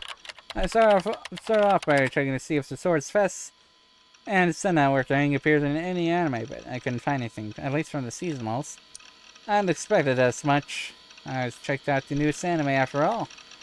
And considering there were upwards of 30 or 40 of them in one season, it would really pile up on me if I tried to watch them all. I just watched the first couple episodes and figured out which ones to keep following from there. Initially, since YouTube existed, I had no trouble completing my lineup from channels such as BS and CS. So there was no way I'd overlooked any anime, and those swords weren't in any of the shows I checked out. The swords both had extremely distinctive shapes, so if they'd showed up, I definitely would have remembered them. Although if someone other than myself had been controlling me when I saw it, then there was nothing I could do about it. Next, I tried searching for the swords themselves, rather than anime they might have appeared in. くそ、ほとんどがゲームの攻略サイトじゃんか。 Terms I knew well, such as ESO's Shangri-La Edge, kept popping up. I was making no progress. For fuck's sake, I was supposed to be able to find it quickly. I had a feeling that Senna had to use a more concrete name for it. What had it been? Remember, nightmare won't end unless you remember. 答えろ見えるんだなディソードが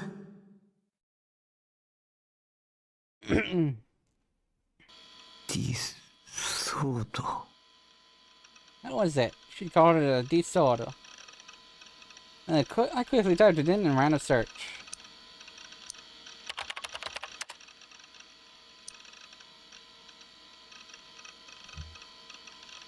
I got hits. Aww.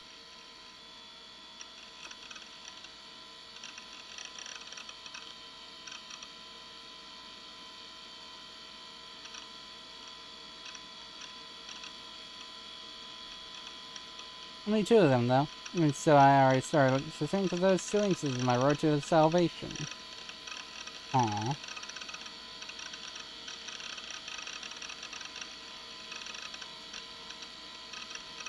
Looking back at my excitement, I clicked on the top one first. Aww.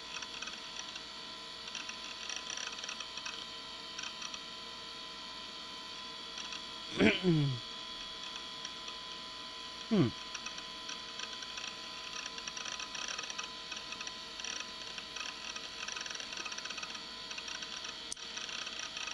4-4 not found.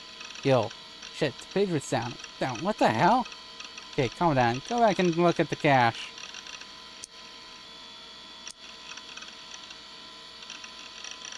Page had an illustration on it. Must have been a recreation based on how the sword was described in various books. 元ネタは伝承か。 Aww. でもセナって女が持ってたのに比べるとこっちは随分地味だな。 Why did it have to be such a niche sword to begin with? And why couldn't it have been a sword like Excalibur or Kusanagi? You know, swords that were actually a big deal. This wasn't time to piss and moan. Niche or mainstream, I didn't care as long as it could save me.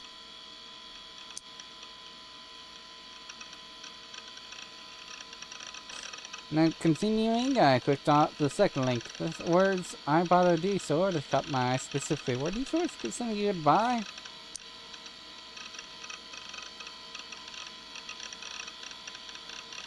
Huh. Oh. This guy's very frank. The blog owner seemed to be male, so I could deduce that it couldn't be the demon girl or Senna.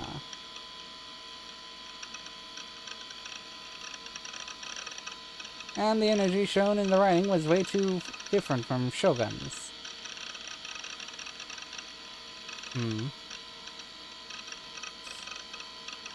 Okay. There used to be all sorts of shady shops in Shibuya, but they've been washed away along with the flow of time. Man, those were the days. What's amazing to me, though, is that if you didn't know any better, TV totally looks like a store for noobs now. Was he completely unrelated to third party? Or could he have deliberately changed his writing style? What the fuck? I knew that no answer would come to me, and no matter how much I thought about it, so I gave up and stopped looking at the blog. More importantly, it seemed like the story had mentioned Town Vanguard was located in Shibuya. Aw. So we're wondering, though, who the hell named the thing a D-sword? It's this pretty huge story, and it's got this real oomph to it. Yeah, but even then, I'll bet money on the fact that the only reason it's at the store at all is because of the clerk, Yo-chan's interests. I mean, they recently put up a fantasy store weapons section in one of those corners of the store, so, well, there's a bunch of stuff like a lightsaber and a light jerkin. But they were obviously fake. It was pretty disappointing, to be honest. I had the feeling that it was too good to be true, but I also had the feeling that it was predestined, too. Looking at it from another angle, maybe the exact reason I'd run into a girl holding a D-sword in the middle of Shibuya was because the store was located there. Wasn't underground stuff like this supposed to secretly be popular among a few minority groups in Shibuya? Pretty sure it was. Anyway, I went ahead and ran a search for Town Vanguard. It seemed to have an official site, but I did find a preview image of it on an online map. If they didn't have an official site, that probably meant they didn't take online orders. Tried searching for them as a seller on Taboo's auctions, but I didn't find anything, which means that I would have to go to the store in person. I really didn't want to go outside, but... 剣は手に入れなくちゃ。手に入れないとダメなんだ。 And now, come to think of it, the sword is my sole only means of opposing the demon girl. I didn't have any idea what I would actually do after I got it, though. I certainly wasn't brave enough to kill her with it, not even close. And so, I had hoped that if I got my hands on a sword, I would be released somewhat from the terror that was tormenting me. The D-sword would probably be my protective charm, something I could depend on. There was something strangely alluring about that sword.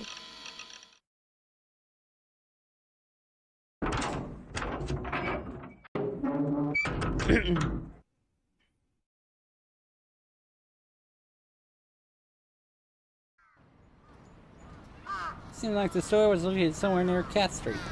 Cat Street was a long, winding road next to Meiji-dori that ran from Shibuya to Harajuku. Apparently, it had been built on top of an old stream that had been reclaimed a while back. There were a bunch of reasons as to why people started calling it Cat Street, such as it being frequented by feral cats, or that it was so narrow that only cats could use it. But it wasn't like it made a difference to me either way. Cat Street was pretty far away from my base. It took about 15 to 20 minutes to get there on foot. It'd be much faster by bike, but fortunately I didn't have one. 15 to 20 minutes on foot? That's not that far. What the fuck are you talking about? It's pretty close, in my opinion. Pretty far is like an hour. On foot. Or more. I did say pretty far, right? Yeah, pretty far. I decided to take a route and I went past the front of the train station. Going through Shoto via cutting through Yashita Park. Quickening my pace a bit, I crossed the overpass so that went over Meiji-dori.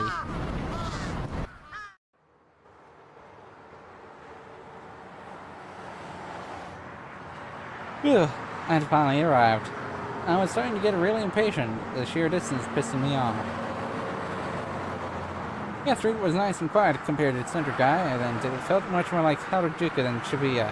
The stores lining the streets here were only aimed at trend chasers I wanted nothing to do with. Fuck them, to be honest. Knowing how out of place I was just made me all the more pissed off. It was completely foreign territory. Every last one of the assholes around me thought they were so damn cool. They were even more cobblestone around than in the shopping district. Whatever, they were probably just a bunch of broke shitheads trying to pretend they had money. So they were likely just window shopping them out. Waste of space. I was starting to regret coming here at all, but I reminded myself that all the suffering would be worth it once I got a sword. So I just sucked it up and kept walking. In order to avoid making eye contact with anyone, I kept my eyes firmly trained on my map as I speed walked toward my destination. Town Vanguard was deep into a narrow side road that split off from Cat Street.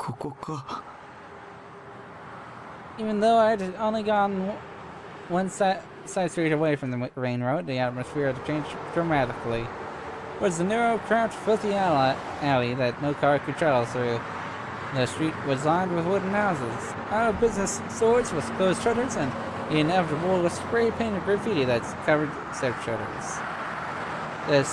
Despite how nice it looked from the outside with all its high-class name-brand stores, Cat Street 2 was something more than a superficial facade. And behind that facade lay a whole host of broken-down, mercilessly discarded junk heaps. Again, I couldn't stand police either way. Both the bullshit and the truth were foreign territory for me. The only home for me was ESO. Even for the back streets, though. Town Vanguard had an even slower, darker atmosphere than I was expecting. I was finally starting to get why the blogger had called it shady. Even though an open sign was hanging on the door, it didn't exactly look like business was booming. That was being generous. Thanks to that, it was extremely hard to convince myself to go, and how was I, a guy who couldn't even go to a gyudon shop by himself, supposed to enter a sketchy-ass store like this? I want to go home. No, I need to get my hands on a sword, no matter what. What should I do? I spent a little while trying and failing to get myself to go in. Not a single person came through the cramped alley. I had already spent 30 minutes waffling over what to do, but I still hadn't seen a single soul since I had gone off the road. All that happened was I would finally decide to suck it up and go in. Then I would realize I wasn't brave enough to repeat ad nauseum. I couldn't go home empty-handed. This was the only place I could get my hands on a D-sword. Even though my sense of reason told me that, my instincts had made me hesitate to enter the shop. In my mind, I had an illusion where the clerk came out to me. Of course, she was a cute maid, and she talked to me with a voice straight out of an anime. She knew exactly what I wanted, and she held the D-sword out to me, friendly as could be. Here you are. Please take the sword, master. Okay, that's enough. Chill out, me. Just as I was thinking about how much nicer it would be if things turned out the way, a lone 3D girl appeared from the within the store, almost like she'd somehow heard my thoughts. Unlike my delusion, she was wearing disgustingly gaudy clothes, with tops that made you think, what Indian tribe did she steal those from? At the same time, despite the get-up, she looked absolutely miserable. Talk about a whiplash. Her hair was incredibly frizzy, to the point where it looked like her head had exploded in creepy patterns, which brought on the bandana she had twisted around it. She said that she was a store worker and had come out after seeing me facing outside. My evolution hadn't exactly been becoming reality, but it wasn't like I had expected it to. Before I knew what was happening, the clerk forcibly showed me inside, despite how reluctant I was to do so. I didn't even have the chance to turn her down. Hey! Achievement.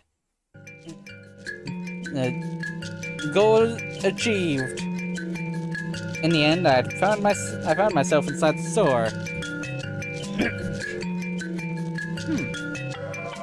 It was all well and good that I'd cleared the most difficult obstacle, but if this store was under the demon girl's control, and everything about the D-sword was just an elaborate trap to lure me to it, I wouldn't be allowed to complain if I got killed right here. I started around the store's dim interior. There wasn't a single customer. The air was awfully stagnant and slightly hazy. The unpleasant odor of tobacco and mold mixed together and invaded my nostrils. I felt like I was going to be sick if I stayed here for any more than 5 minutes. Though I saw things that looked like products, it was difficult to judge whether or not they were actually for sale. All of them had been placed haphazardly, and there was no way to distinguish them from just plain old garbage. And didn't help that not a single one of them had a price tag. I didn't notice it until after I'd come in, but there were a whole lot of porn and sex toys. Holy shit, what? Among them were devices you'd seen rape simulation type okay. Naruhodo. I had no idea where to find a safe place to look. The store must have been a variety shop for adults or something. After forcing me into the store, the clerk sat down on a stool behind the counter and proceeded to zone out as she smoked. She showed no indication that she was going to continue meddling with me. She was probably a partial source of the haze in here. Even though it had been less than a minute since I'd come in, anxiety, a weird sense of pressure, and the embarrassment all combined with how sick I was feeling in this form of a disgusting sweat seeping out of my forehead. I want to get out of this otherworldly place as soon as possible. So hurry up and find this D-store, quick. I walked toward the back as I looked throughout the store. I soon found the fantasy weapons section, which had been mentioned in the blog I'd found. This corner of the store was the only one that stood out to me. Numerous pole-shaped toys were neatly displayed. All the toys were tubes of some sort. They were different colors, but pretty much all of them were lightsabers. You could tell pretty easily from how shoddy they were that they were all bootleg. I doubt they would even glow. It seemed like the light Shogun talked about in the blog was sold out, which surprised me. Yet, mixed in with the lightsabers was a single item that was clearly different from the rest. It only took one look for me to know it was a D-sword. It looked almost exactly like the illustration I'd seen online.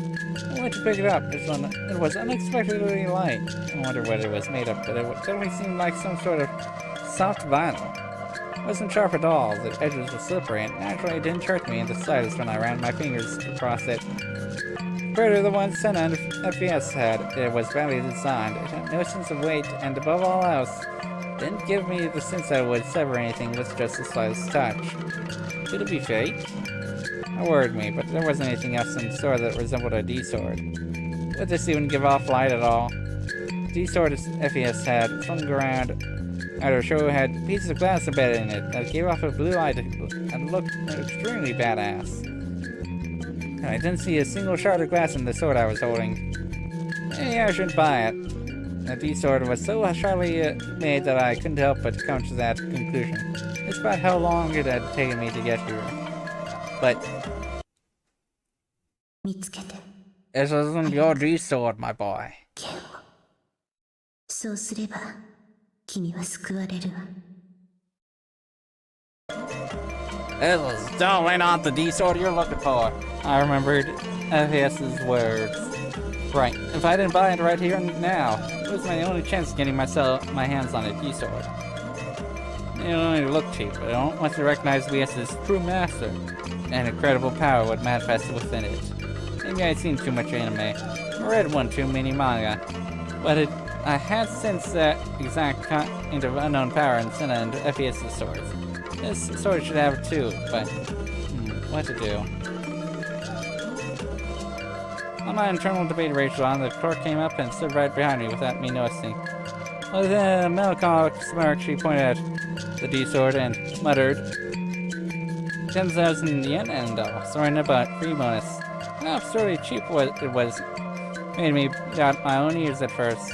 I had amassed quite a bit of cash from RMT, and if it was only 10,000 yen, I could buy it simply by sacrificing a single figure. I heard the price, and when I realized that it was the last one they had left, I had come to an immediate decision. Oh, you idiot.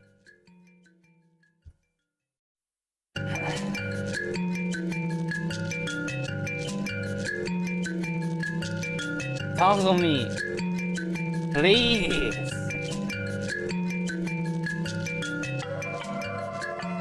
The bonus that had come with it was a cheap-looking bangle. To be frank, I didn't want it in the slightest.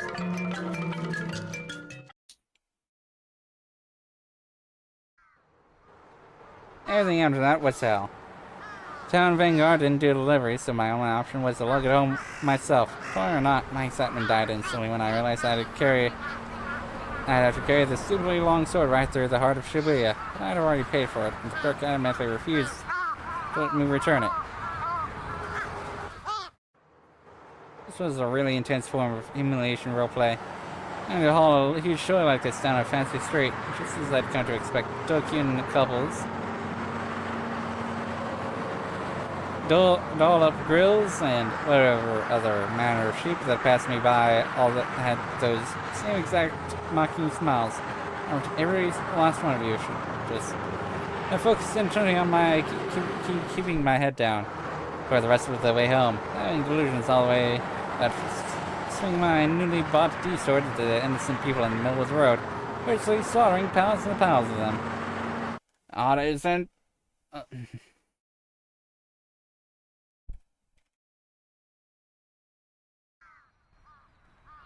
This...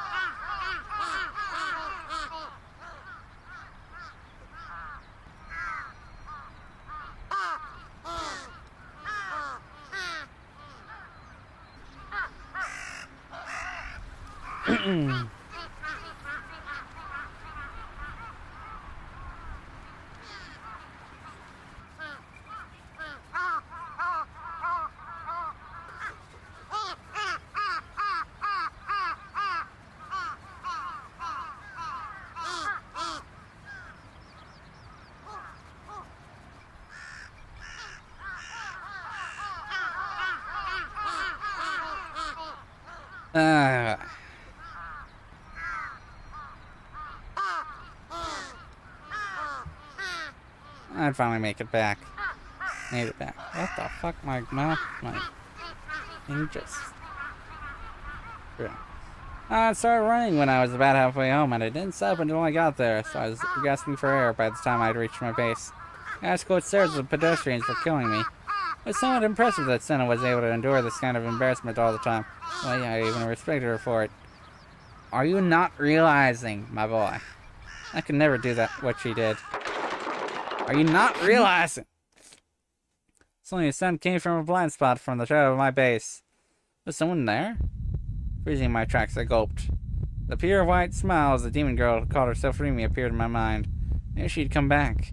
Maybe this time she'd come to kill me for real. Well, what should I do? Should I run? I sensed the presence. The light of the sunset etched someone's shadow on the ground. One that I knew, without a shadow of a doubt, had to be female. I immediately readied my siege sword. I actually tried holding it like that. No, it felt even less reliable than I had expected it to. The sword had felt incredibly intimidating. It had this sense of overwhelming pressure that wouldn't allow anyone to get near it. The sword I was holding didn't feel like that at all. Maybe it really was a fake. Can I really fight with something like this? There was no way. Even if I had a real one, I still couldn't do it. Not only that, but I hadn't realized how heavy it really was until I first started holding it just now. I was holding it wrong. In any case, it would be impossible to even swing it like this. The shadow had suddenly wavered. It was approaching me.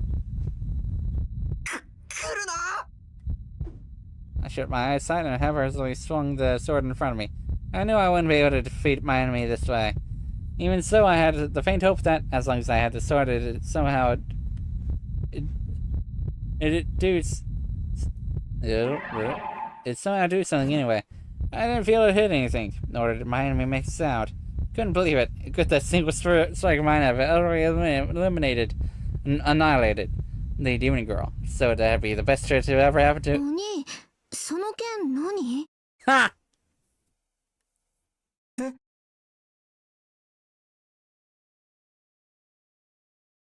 When I opened my eyes, the one standing there wasn't the demon girl, but rather Nanami. She was looking at me with unmistakably judgmental eyes. You were duped, Takumi. All my strength disappeared instantly, and I dropped to the ground right where I had been standing. お前脅かすなよ。 She was the worst little sister ever. Didn't she know how she was to scare her own older brother like this, let alone enjoy it? Who the hell did she think she was? This was exactly why 3D would always pale in comparison to 2D. 別に脅かしてないよ。いつもみたいにお兄の生存確認しに来てあげたんじゃん。なのにお兄いないんだもん。なんでナナが30分もお兄のこと心配しながら待ってなくちゃいけないわけ？ナナの貴重な時間が無駄に消えてっちゃったじゃん。お兄のバカ。Worried? This bitch was worried about me? As if I would ever fall for such an obvious lie. で、どこ行ってたの？出かけるなんて珍しいじゃん。携帯にかけても繋がないし。I left my phone behind my base. I was wondering when it was going to call me while I was out, so I'd see no point in bringing it. そもそもその剣何なの？もしかして買ってきたの？ Nanami peered curiously at the sword. あ、わかった。アニメのおもちゃかなんかでしょ？ Ha! ほんと、お兄ってオタクさんだね。しかもこのおもちゃちっとも似合ってないよ。さっきだってへっぴり腰で構えちゃってて思い出したら笑えてきた。Ignoring Nanami, I undid the lock on the door to the container house and made it to go inside. ちょっと無視すんな。帰れ。 She just came to check if I was alive, and she'd got what she wanted, and she no longer had any reason to be here. She was always making fun of me, and every time she came over, she would do nothing but complain. She was really that put off by being here, then she didn't have to come at all. It was annoying anyway. There'd be no skin off my back if she stopped. あのね、わざわざ様子見に来てあげてんだから、もっとありがたがってよ。せっかくお土産まで持ってきたのに。Aw. Her voice was whiny as it could be, and she pursed her lips. お土産？そう、お母さんが持ってけって。ほら。 Nanami handed me a bag of clementines. There were about 10 of them, wrapped up in red netting. Weird. Seems fishy here. I'd eat clementines if they were right in front of me, but they weren't my favorite food or anything. というわけで、ナナもちょっと一服したいから一緒に食べてあげる。帰れ。もう妹がお土産持ってきて、しかも一緒に食べてあげるって言ってるんだよ。もっと喜びなよ。What exactly about eating clementines with Nanami was supposed to make me feel happy at all? Besides, it was obvious that she just wanted to eat clementines. That was the whole reason why she'd come here. She'd been a fat ever since we were little, often sending my portion to hers. I couldn't count the number of times we'd fought over it. And on me, unable to take it, waltzed right on into my base. I get up and followed in after her. お茶ある？あったかいのがいいな。 Why the hell would I have tea? I only drink cola and nothing else. I don't. I drink water. Water good. And then I sat down on the sofa and grabbed a clementine. Sighing, I sat down the tea soda leaning against my computer desk. I had no reason to continue carrying the mango in my pocket, so I chucked it somewhere behind me. あれ？それ何？ Quickly spotting the bang lights thrown on the floor, Nanami went to pick it up. へえ、かわいいバングルじゃん。これも買ってきたの？お兄にしてはいいセンス。 Huh. Cute. How? It is cute. What the fuck are you talking about? Thing was nothing more than a piece of junk you could get for 500 yen or worse. I couldn't believe how bad Nanami's taste was. Aw, man. It's pretty cute. Knowing her once again, I nabbed one of the clementines and sat down in front of my ねえ PC. ねえ、なんでこれ捨てちゃうの？だっていらないし。じゃあさ、これナナにちょうだい。はあ？いいじゃん、どうせ捨てるならさ。 I agree. たまにはお兄ちゃんらしく妹にプレゼントの一つでもしてよ。 Huh. You call it a present, but it's just something I don't want and that you suddenly decided to appropriate. If you don't want it, just let her have it. Simple as that. It'll get her off your back for that. 勝手に持ってけば。本当？やったー。 Huh. Her little walking PMS. As soon as she'd gotten my approval, she put the bangle on her wrist. It's a real cheap. She'll get this excited over such a cheap piece of junk. お兄どう？似合う？全然。あっそう。お兄のバーカ。 It's supposed to be a present, so why was she treating me like this? Most sisters weren't supposed to call their brothers mean names. What were they teaching girls nowadays? Really? ヒヒーバーカ。 She was grinning from ear to ear. I, meanwhile, was getting extremely pissed これ off. 気に入っちゃったからもう返さないもんね。っていうか、お兄からプレゼントもらうなんて初めてのような気がする。しょうがないから大事にしてあげるよ。 As if I cared. No one asked you to take care of it. I didn't even get it for you in the first place. もう用は済んだんだから帰れ。僕は暇じゃないんだ。邪魔するな。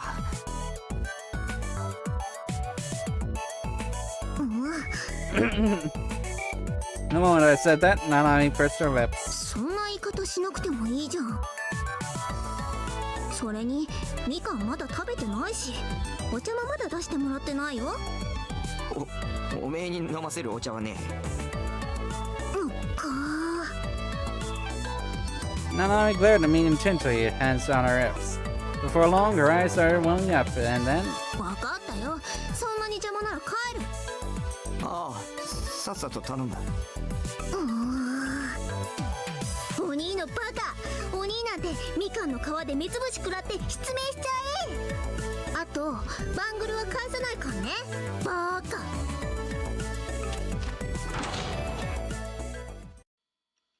I liked Nanami more than Takumi. Yelling in a migraine-inducing voice that resounded through the entire room, Nanami grabbed her bag and ran out with insane speed.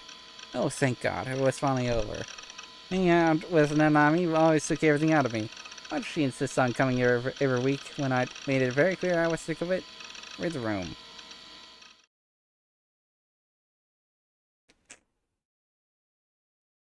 Oh! ファーストメルトは期待以上の結果に終わりました。Oh, important shit going on! Let's go! G レートの上昇率は当初の予測からわずかな誤差があった程度です。バイオリズムコントロールも順調なのかね。 A graph showing the cyclical changes in the physiological state, emotional balance, and intelligence of a biological organism. The term is often employed with the explanation of on days when an organism's biorhythm is high, they will be in good condition. But on days when the organism's biorhythm is low, they'll be in poor condition. なるほど。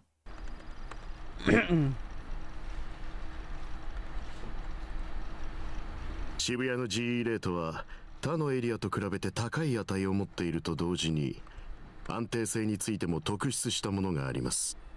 それゆえに意図的に操作しやすいということか。そして渋谷にいる人々のバイオリズムを急激に引き上げることもまた。実験結果についてはレポートをご参照ください。納得していただける成果を上げております。貴様が成果を出すのは当然だ。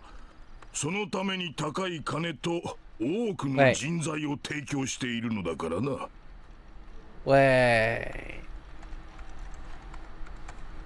実効性については理解しているよ。この数ヶ月だけでも彼の信者が数倍に膨れ上がっているからね。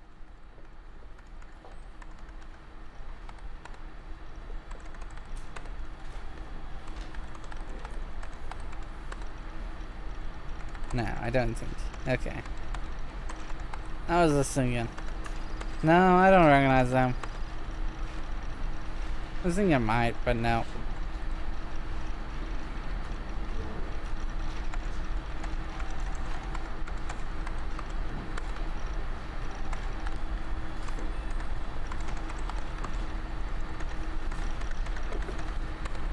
Huh.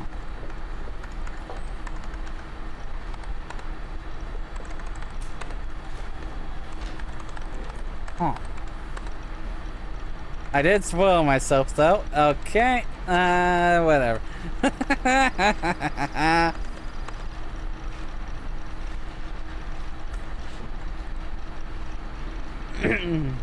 それではプロジェクトノアは次の段階へと進ませます。よろしいですね。コードサンプルの件はどうするのだ。すでに3人分は確保したとはいえ、目標数値には達しておらんではないか。いかにも。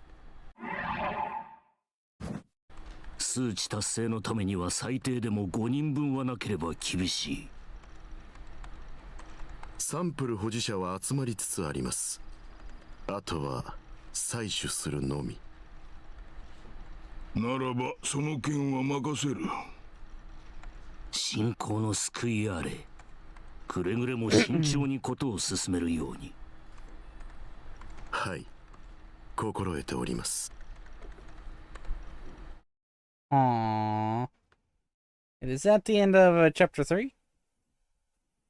Feels like no. It feels like this is getting close to the end of chapter 3. そろそろ寝るか。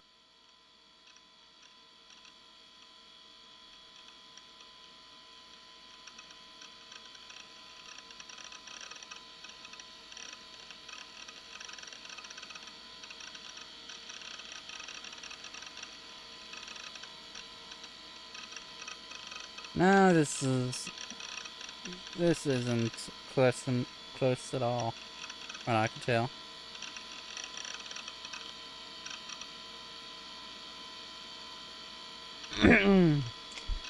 There's still quite a few delusions left ahead, from what I can tell.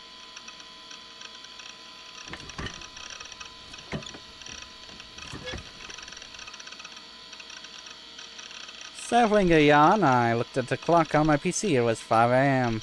I spent another entire day grinding on ESO, but no monsters ended up drawing the raw items I was looking for. I'd been binging it for about 8 hours straight, but still no luck. Meh. That happened to me all the time, though. I glanced over to the side of my computer desk. The D sword I'd bought yesterday was silly against it. I had set it there within reach of me so I could grab it at any moment. Swinging of the sword, the damn thing hadn't glowed at all. I'd been hoping that it would transform into some new badass form like the one Senna had, but I've been snoring out of luck there too. And my monitor, Grimm's avatar, had just sold up. My Nightheart was already max level, so he wouldn't go any higher. It's probably about time to make a new character. I started after the lights a lot. I thought of myself as my sleepy eyes. XP sure was something. Well, it's a well-known concept in RPGs, but I figured XP existed in real life too. Back when I'd first started playing ESO, I'd been a total nobody who didn't know right from left, but now it's known far and wide as the lightning-fast Nightheart, the most powerful player in Bayside. Let's say, the person controlling me lost a chunk of my XP for some reason or another. That happened, and it would make complete sense if I had forgotten things. That could also be where the discrepancies in my memory had come from.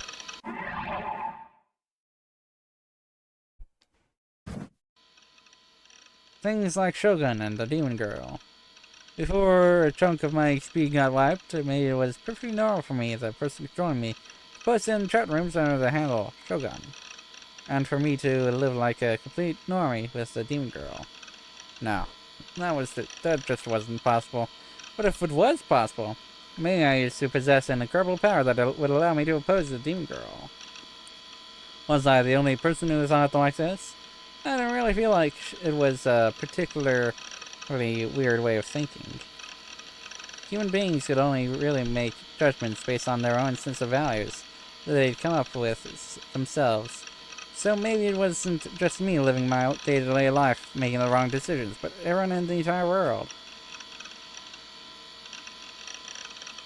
Back when I was little, I had gone to the dentist, and I remember them telling me, "It's such a good job putting up with that much pain. You are a very good patient." At the time, I thought I was amazing for making it through to the end, and I felt very proud of myself. Looking back on it now, though, that comment was probably based on the degree of pain felt compared to the progression of the cavity. Even if the level of pain was the same, there would be people that could bear the pain, and there would be people who couldn't. In other words, I can realize that how someone recognized and felt such sensations completely depended on the person. Bad breath, for example, I've often seen on the internet that a woman could endure the pain of it, that it would be completely impossible for men. Another example would be marathon runners, where they excelled it not because of their physical strength, but because of their ability to endure pain. There were also sadists and masochists. There were people that found pleasure in being hurt. There were also people that derived pleasure from hurting others. In other words, I believe that the way people felt things, along with their ability to handle pain and suffering, all varied from person to person. Perhaps the level of pain and the toothaches and headaches I got from time to time actually far surpasses the limits of pain an ordinary person could take. And if that were true, then perhaps if I had passed the same pain on to someone else, the sheer agony would cause them to go into shock and die. The conclusion I ended up coming to as a result of this line of thinking was more or less a self-righteous delusion. Perhaps I was special. 特殊な人間か。っていうか、何大げさな。Although I denied it, I was sure that every person had delusions like this. Every man longs to be the strongest in the world. Every human being wants to think that they're special. They're the chosen one. We all want to think that a dramatic story full of twists and turns, like the ones you would find in TV and movies, is waiting for us in the future. Nah, man. Most likely not. The so-called desire to be a hero, or to be blunt, textbook Chunibyo shit. Of course, even I have those kinds of desires. I don't have those desires. I know I'm not normal, but I'm not special. Could very well be my destiny to triumph over the Demon Girl.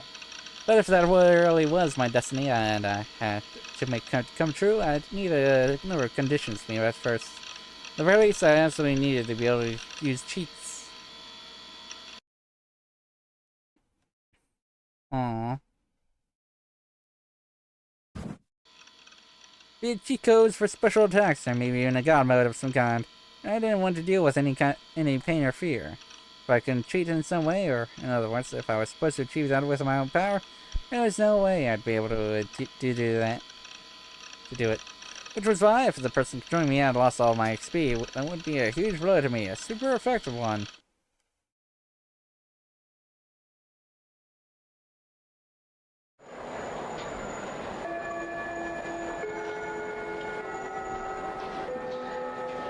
I just barely got to school one time, and it probably wasn't the best idea to stay up playing video until early in the morning on the school night. And I had to run in order to make it on time. When I got to the classroom door, I sat and took deep breaths to try and catch my breath. I couldn't act in a way that would make me stand out to my classmates. For me, even something like being late would be fatal. If the Doku's eyes all zeroed in on me, my life would be over. Slowly made my way to the classroom, keeping my head down. Couldn't let myself make eye contact with anyone. Of course, I didn't give a mindless greeting like good morning or either. Trying to make my presence as undetectable as possible, I made myself invisible and turned toward my seat. That was how I always did things.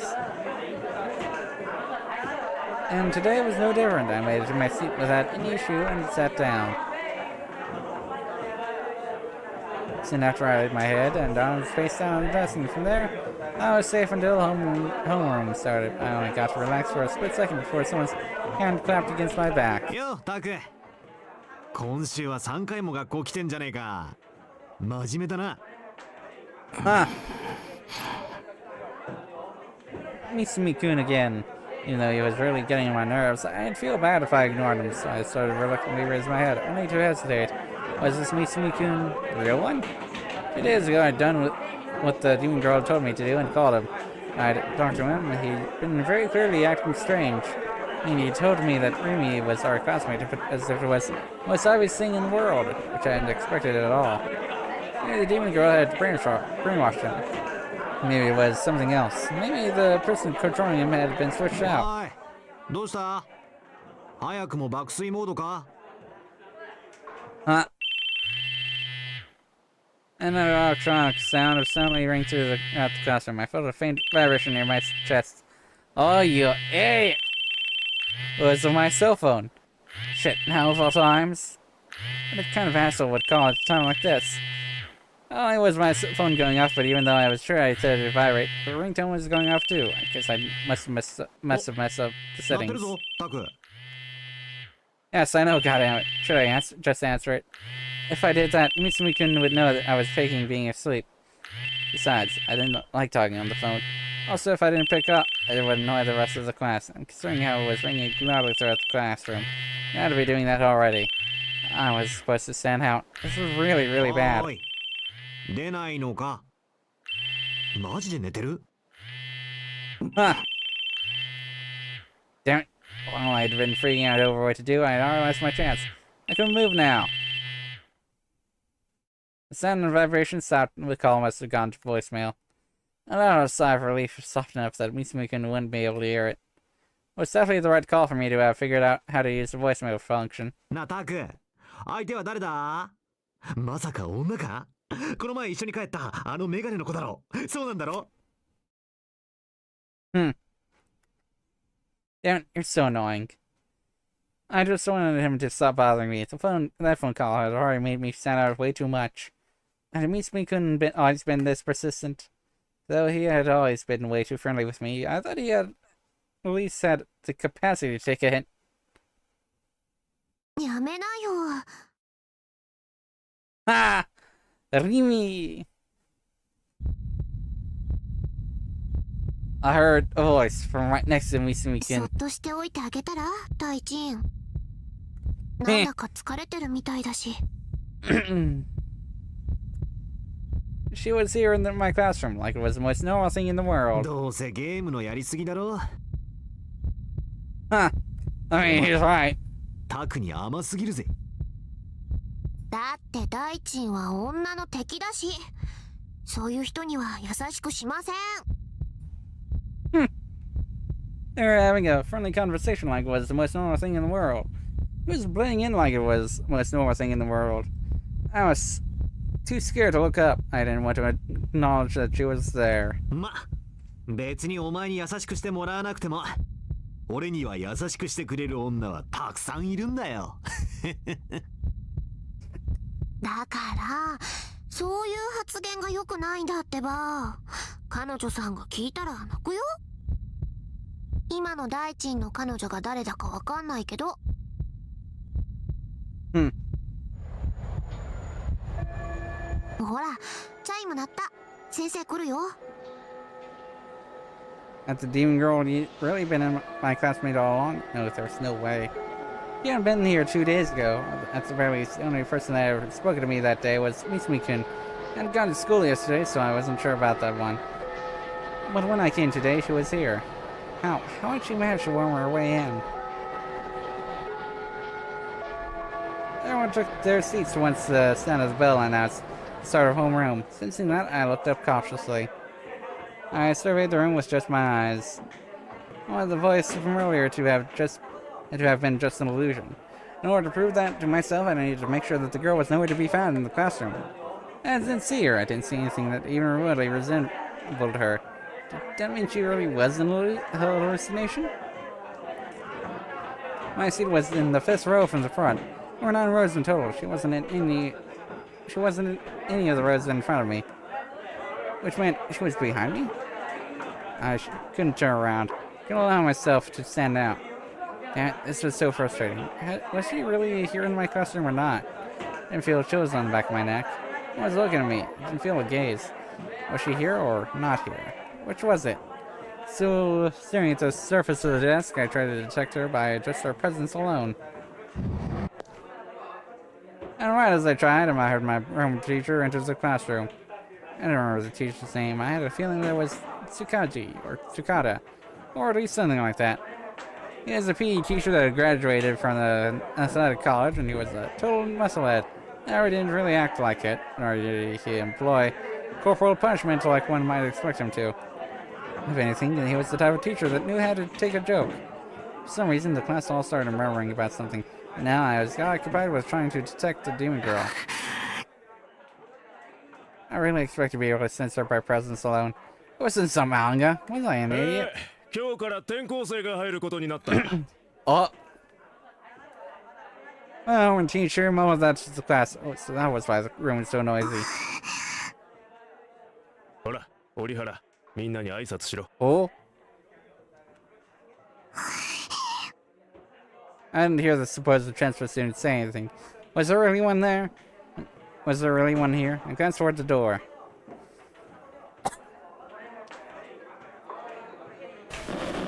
And sure enough, there was someone there. He was extremely petite, possibly even more so than Nanami. Cutting board. Yeah! She looked fairly timid, emulating that Molly gets bullied all the time archetype. If I had to choose, she was probably around mid-tier when it came to 3D girls. For some reason, she was looking down at the floor, her eyes filled with tears.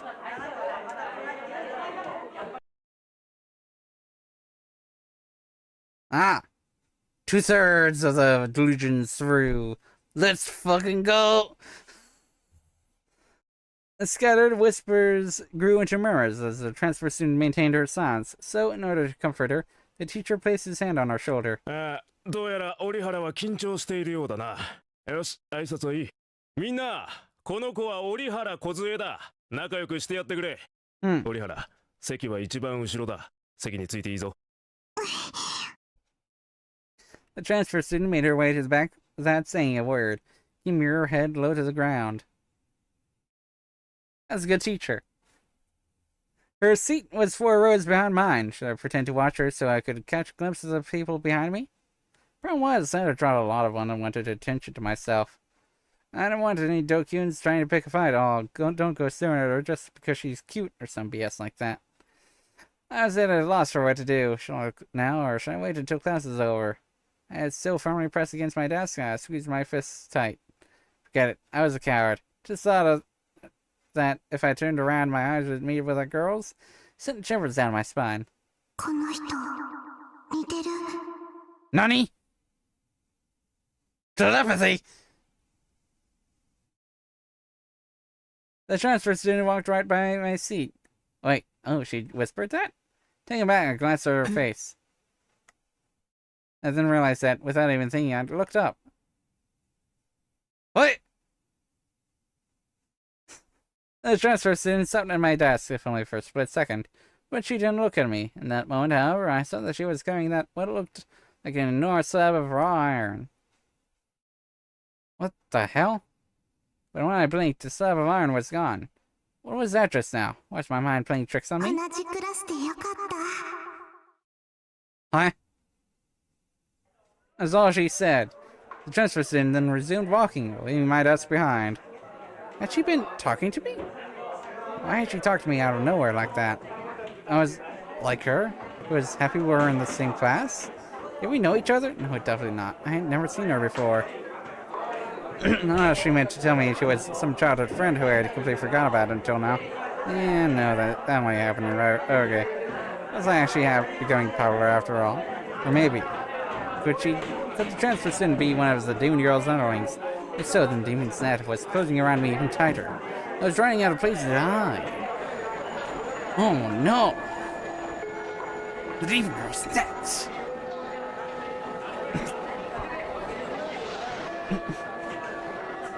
Oh, I think it's obvious that I'm getting a little tired of this demon girl's net. No, I'm like, might as well make it fun!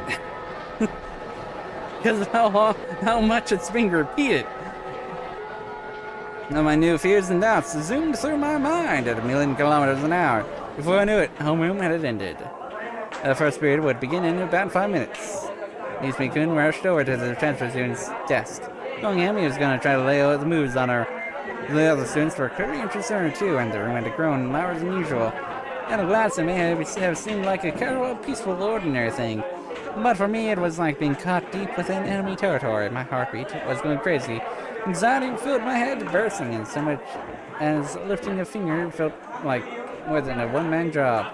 My brain was in the midst of a civil war, one side urging me to turn around, the other side warning me not to. タク My breath caught in my throat. My mind went completely blank. A voice had come from directly behind me. It really was here. The girl really was here after all. And right behind you, I figured. I figured it was right behind him. 平気 That does explain why he doesn't remember. She's right behind him all the fucking time. I need to run. I need to run away as fast as I could. Despite that, my legs were shaking so violently that I didn't think I could even stand. While I was solid, the demon girl, Sakihara Arimi, circled around to the front of my desk.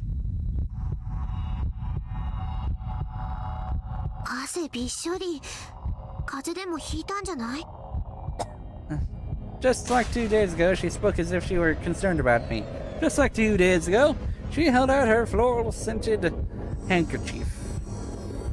I didn't accept the handkerchief, hurriedly wiping the sweat from my forehead on my own. 何 I couldn't look her in the eye. But from how she spoke, I could tell she had a smile on her ね face. えねえさっき何話してたの Ah! She heard! I could tell that she said something. Amy crouched down, resting her chin on her hands. At eye level with me, she peered at my face. I quickly looked away. I felt like the anxiety would tear my heart right open at any moment. Now, why wouldn't she let me go? Just let me go. Someone, please help すっ me. ごく気になる Aww. What is she talking about? Who is she talking about? Who is she asking me about? Ha! あの子がタクの机の横を通るときに小声でさボソボソーっともしかしてあの子と知り合い Mimi was still smiling. Was it just me, or was her tone more of a purring one than an actually curious one? タクってリアルの女の子に興味ないんじゃなかったっけもしかして本当は興味あるの Ah! Where's she going with this? Was her plan to probe me for my personal information and exploit it for her own gain? At the end of the day, I really didn't give a damn about 3D girls. Just like I always said it in that star voice of じゃあ mine. さじゃあさ私にも実は興味あったりする？ Huh? An icy chill ran down my back. Despite having just wiped sweat off my forehead, I could feel moisture all over it. Was that's right? Or could it be that she was inviting me to become her ally? Maybe she intended to seduce me, acting all money like so she could lure me into a trap. All sorts of alarm bells were going off in my head. I shouldn't be talking to the demon girl anymore. If I did, I'd be signing my own death warrant.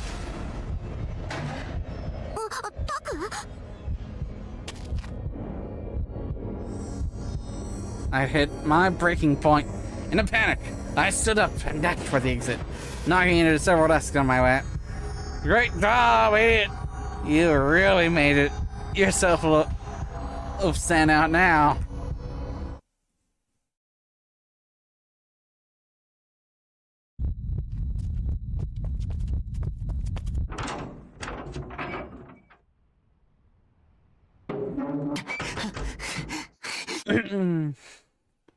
I ran straight up the stairs without looking at anyone and came out on the empty roof. It didn't seem like she chased me. Even so, I couldn't allow myself to relax just yet, so I hid my knees and decided to hide for a little while in the shadows. My knees were trembling. I couldn't believe that I had managed to run in this condition. I guess it just showed how desperate I was.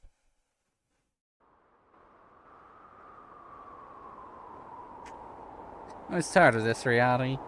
The D sword I'd gone out of my way to buy hadn't been useful in the slightest. I honestly couldn't bring it to school with how much it'd stand out either. I'd been careless. 2 days ago, when Mitsumi-kun told me that Rumi was her classmate, I'd figured that he was either speaking some bullshit or just outright deluding himself. She already was my classmate, or at the very least had become one. There was no point in trying to figure out how she'd managed to worm her way in. Who was a demon? She could do things that humans were incapable of with ease. Maybe she'd brainwashed my whole class, or maybe she'd brainwashed all the teachers instead. I couldn't go to the hospital anymore, and I couldn't go to school either. Meanwhile, Yua was at Cafe, and Shogun always appeared online. The demon girl and her underlings were no doubt getting closer and closer to me, continually hitting me with psychological attack after psychological attack as they did it. And I shouldn't leave my base at all anymore. There were enemies in danger at every turn in reality. They had disturbed me and threatened my peace, even though all I wanted to do was to live a quiet life, bothering nobody and being bothered by nobody. I looked up at the blue sky, floated calmly above me as the wind blew white clouds across its breadth. How nice would it be if I could become one of those clouds?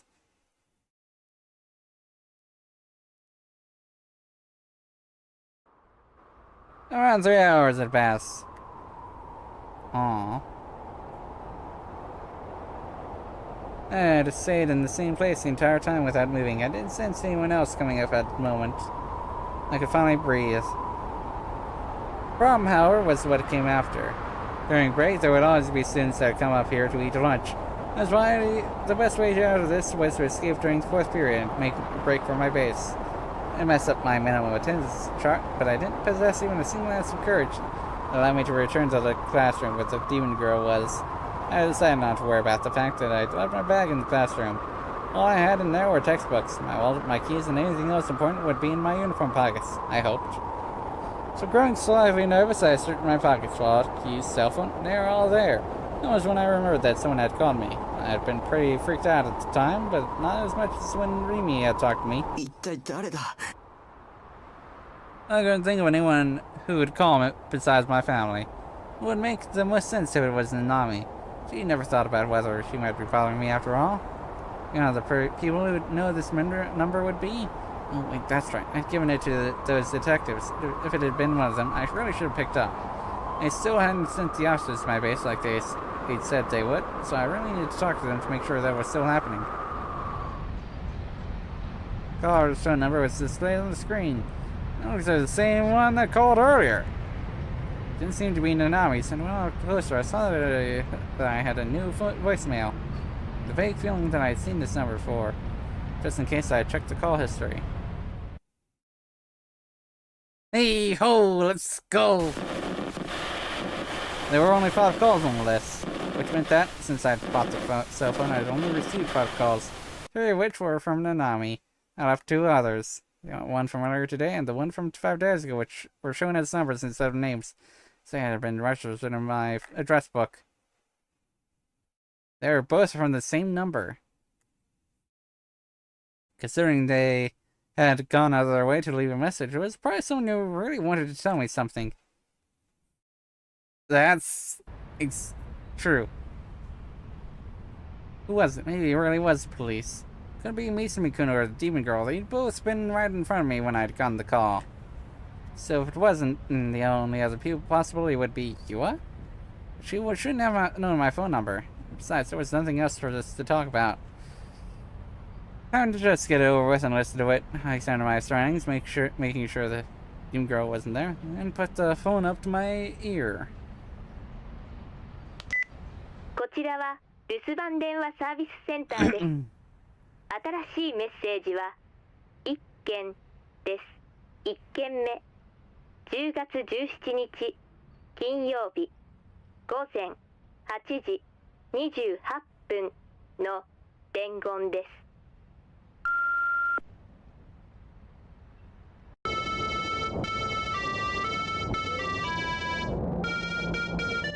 Oh no. なんぞこれ。 Oh no! Instead of someone's voice, there was an incredibly familiar melody. Felt like the sound was being recorded from a short distance away from the phone. Maybe the person on the other end was near a pedestrian signal. The song being played was one you'd hear pretty often at crosswalks. Oh. It was used in order to let people with visual disabilities know when it was okay to cross. Ah. The song was the nursery rhyme called You May Pass, also known as Torianse. Well, there were a lot of people that knew the melody. There weren't many who knew the lyrics. Well, I was one of them, actually. I remember them back in middle school. Again, it wasn't like I remembered them perfectly now. I was...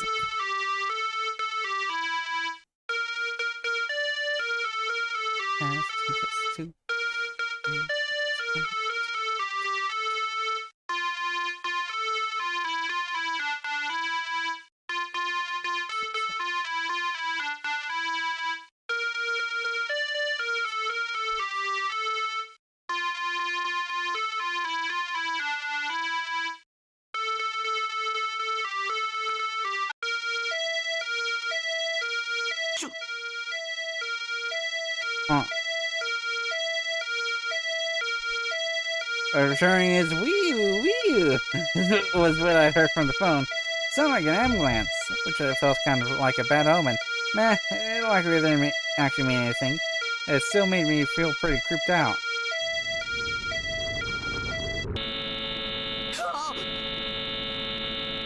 The second after the traffic signal melody got cut off, an extremely loud noise that sounded like a buzzer exploded from the speakers. It was so ridiculously loud that I had automatically shot the phone away from my ear. Aww. When I cautiously brought the phone back to my ear, the voicemail had already stopped playing. What was that? Right at the end there, I thought I'd just barely heard a roaring noise. It sounded like the ground itself was rumbling. That buzzer sound was completely separate from the pedestrian signal melody. Considering how loud it had been, the only thing I could think of was that the phone's receiver had deliberately been put up next to whatever had made that noise. Aww. My heart began to pound. I had done something to make someone hate me enough to do that. Who'd even called me in the first place? I could call them back by dialing the number displayed on my phone, but there was no way I'd be able to call back a prank caller. In the end, all I could do was just leave it. Besides, I was stuck in the middle of a situation far worse than any prank call. I returned my phone to my pocket and I so carefully left the school, making sure to pay close attention to my surroundings as I escaped. Naruhodo. Only one delusion left, and then there shouldn't be much left in the chapter, eh? Nice. Nishito Takami's alma mater. Kitazawa Second Elementary School was about a 5-minute walk from the private train station. Ban Yasuji had attempted to contact Takami's elementary school teacher over the phone, only been told that they had unfortunately passed away. Left with no other choice, Bon had decided to set up a meeting to speak with the person who had answered the phone instead, the head teacher, Kamio. Not long after, he had arrived at the school together with his partner. As it was Saturday, the school gate was closed. They were investigating him. The two detectives, Bon and Suwa, stopped in front of it and turned their attention toward the school building. The white walls of the school's exterior had been painted with a brightly colored, eye-catching mural. Due to his complete lack of knowledge on paintings or any other kind of fine art, Bon had no idea what it signified. The way the spiral-shaped mural transitioned vertically into an array of several different colors reminded him of a rainbow. As Bon stared at the mural, cooling himself with his handheld fan, his partner, Suwa, pushed the intercom button next to the school gate. Suddenly, Bon looked around. He had a feeling that someone was watching him. It was a gaze that seemed to follow him everywhere, leaving him quite discomfited. 俺ってそんなにかっこいいか? He attempted to strike a casual pose, one that aimed to be dandy and refined. 先輩、何変なポーズしてるんすか? 裏門の方に通用口があるんで、そっちに回ってくれって。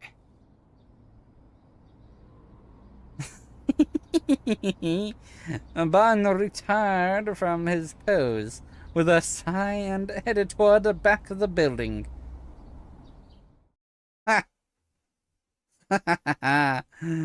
The staff room was easy to find. As soon as they entered through the side door, all they had to do was travel down the rear entrance hallway and turn out a single corridor to arrive at the room. There was, of course, no sign of children at school, although it was likely a mere illusion created by the smooth linoleum floor. The two detectives felt far colder inside the building than they had outside.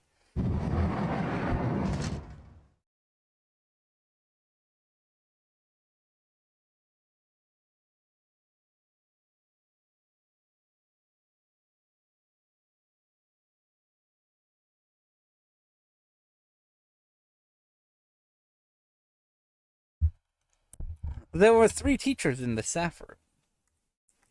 Upon seeing the 2 detectives enter the room, one of the 3 stood up and bowed. The man who stood up was named Kamio. His mostly white hair was parted to the side, and he greeted the 2 of them with a gentle smile.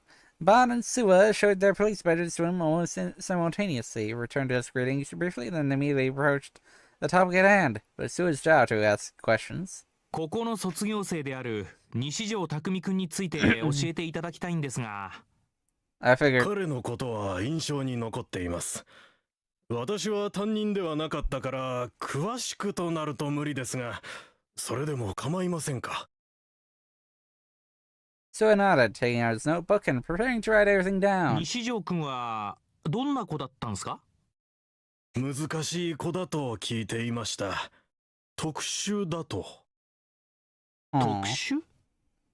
本来なら他の生徒に混ざって勉強するのはとても困難な病気を患っていたらしく。具体的には? そこまで私が言ってしまっていいのかどうか。ご家族なり医師なりに聞いていただけますか。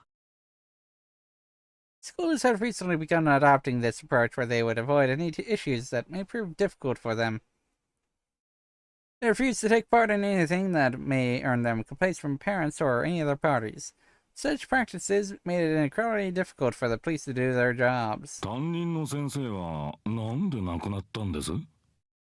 事故です。遠足の最中、乗っていたバスが陥没した道路に。あ、自分それ知ってるっす。ニュースでやってたっすよね。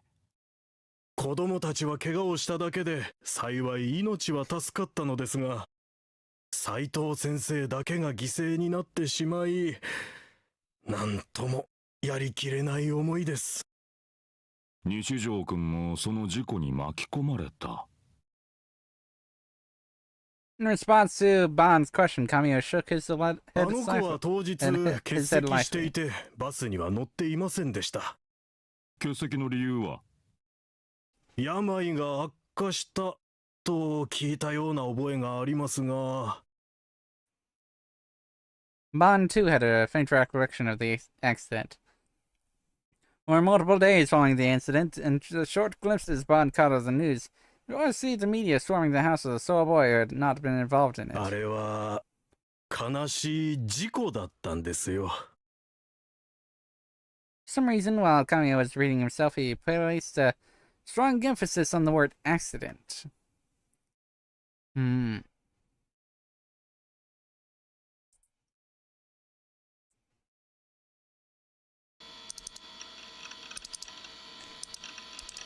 I had started talking with Grim a lot more before booting up ESO recently, to the point where it was becoming almost like a ritual. It never really mattered what we talked about. We'd trade interesting or funny at channel threads, go off on about corny shit, rack each other new comics, talk about the anime from the day before, or other various dumb stuff. Funnily enough, we didn't actually talk about ESO very much, but that was just because we already talked a lot about it while we were playing it.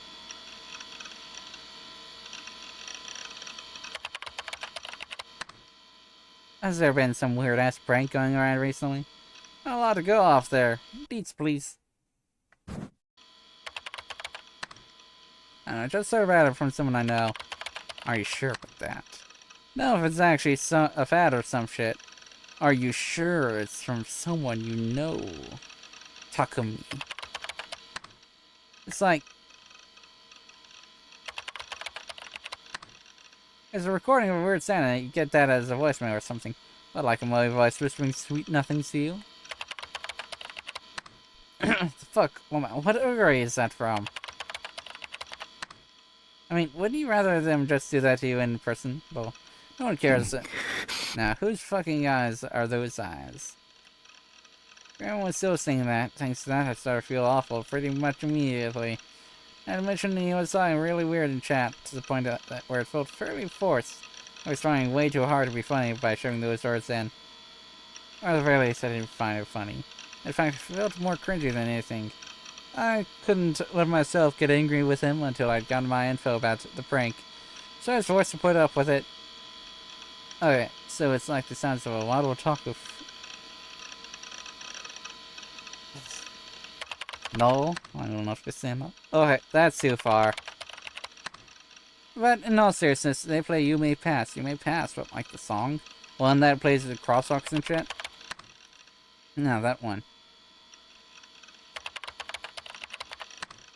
And then while I was playing it, got cut off halfway and dropped to a buzzer-like sound. Apparently the volume is ear-raped here. So yeah, ever heard of a prank like that? That's the kind of thing you'd find floating around that channel, right? Yesterday I'd gotten a voicemail but with a mysterious buzzer sound. I had no idea who'd sent it, and the contents unsettled me for some reason, which was why I decided to try and ask Grim if he knew about it. It was just a simple prank. I could just forget about it. Huh? Grim wasn't responding. Why is he being silent?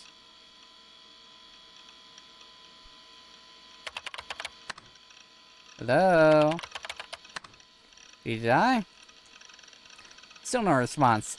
Grim didn't usually fall asleep like this. In fact, this was the first time it had ever happened. If he actually had fallen asleep, I guess I'd just log off. And meet up again later in ESO anyway.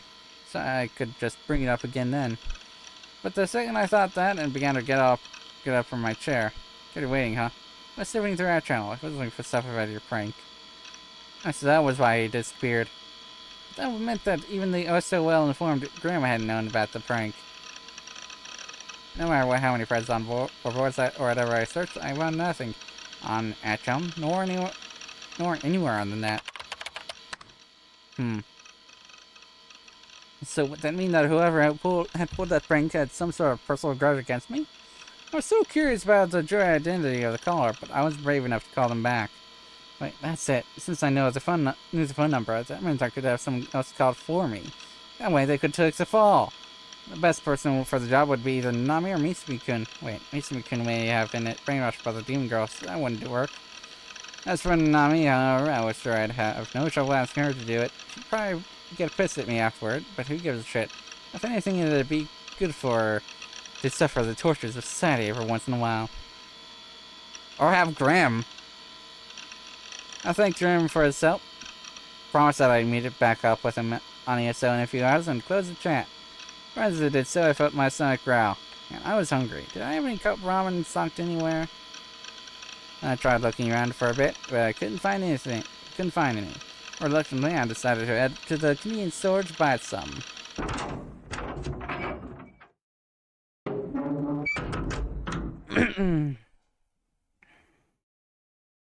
The sun was already setting. I wanted to avoid going out late at night as much as possible because every time I did recently, nothing good ever came of it. And I unconsciously started walking faster, hurrying down the road toward the convenience store. Combini.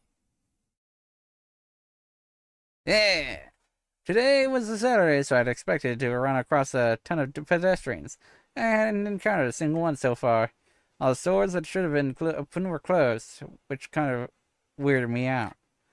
Maybe I was just confused. Like, maybe I had thought it was 7 p.m. when it was actually 2 a.m. Yeah, like that ever happened. But even so, it was way too quiet. I could barely hear any of the normal city noises you'd expect. The aura the city was giving off was different from usual. I arrived at the Shinsen Station convenience store. It was right in front of the train station, yet there wasn't a single person here either. I'm starting to get more and more freaked out. The sudden disappearance of something I had taken for granted was enough to make me feel like I had been transported to a completely different world.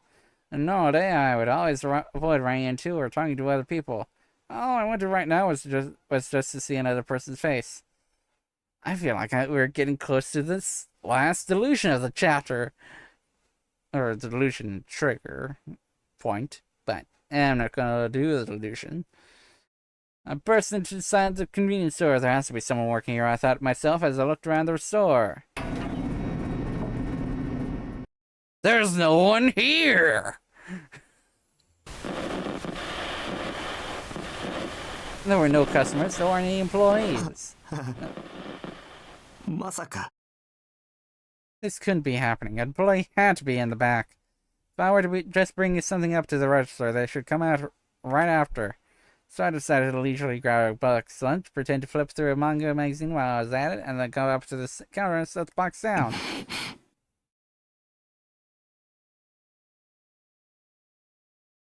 No one's coming out. I tried restlessly looking around the store. No one's coming out.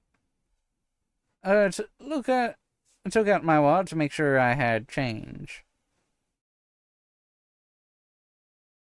Now, it looks like they walked into Kabini and took a photo and probably did a few rotoscoping. Definitely did a bit of rotoscoping. Because there are a few things that probably would be would probably look much clearer and all. That one makes sense, huh? No one's coming out. I picked up the box lunch and set it down again, making a small noise. No one's coming out. I couldn't get myself to call it, excuse me, or anything like that. I couldn't even if there was no one here. No one's coming out. I thought about testing it to see what would happen if I tried to leave without paying, but then I decided it wasn't worth the risk of getting arrested. No one's coming out. The employee must have gone to take out the trash. No one's coming out. Or they were checking the inventory in the warehouse out back. No one's coming out!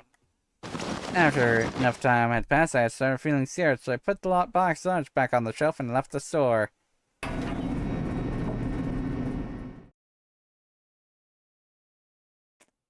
I have to go to the railroad crossing located right next to the station. There I'd be able to see the Shinsen station platform. There was no way a place like that would be deserted, right? That was what I hoped, but there was no one there. I waited for a train to come. Once that happened, there would be a bunch of passengers that would get off. But even if no one got off, I'd definitely see people riding the train as it passed in front of me.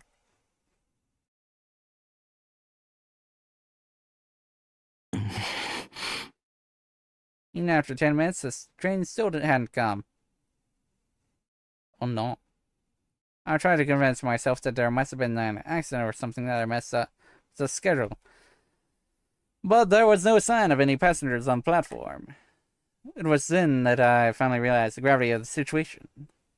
This was weird. This was really, really weird. That's it. I'll go to Shibuya Station. There absolutely had to be people there. No doubt about it. There were people in front of Shibuya Station 24/7 without fail. I broke into a run without thinking.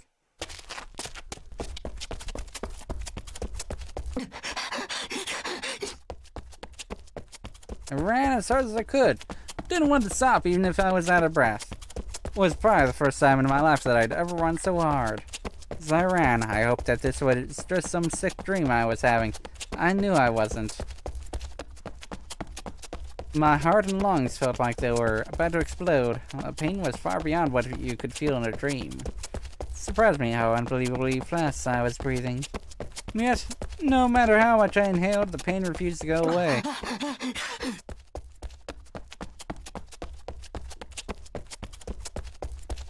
As I kept running down Dogenzaka, I finally saw 107.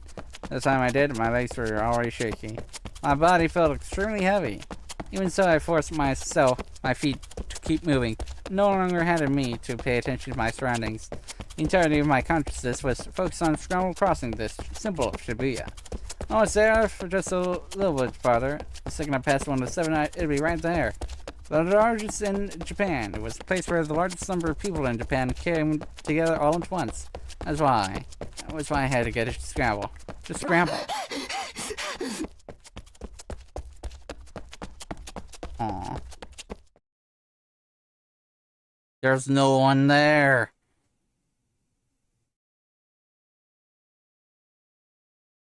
Empty.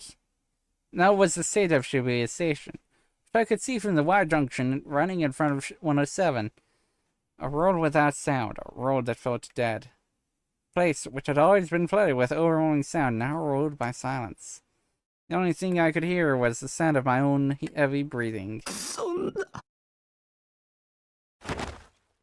I fell to my knees in the middle of the large street.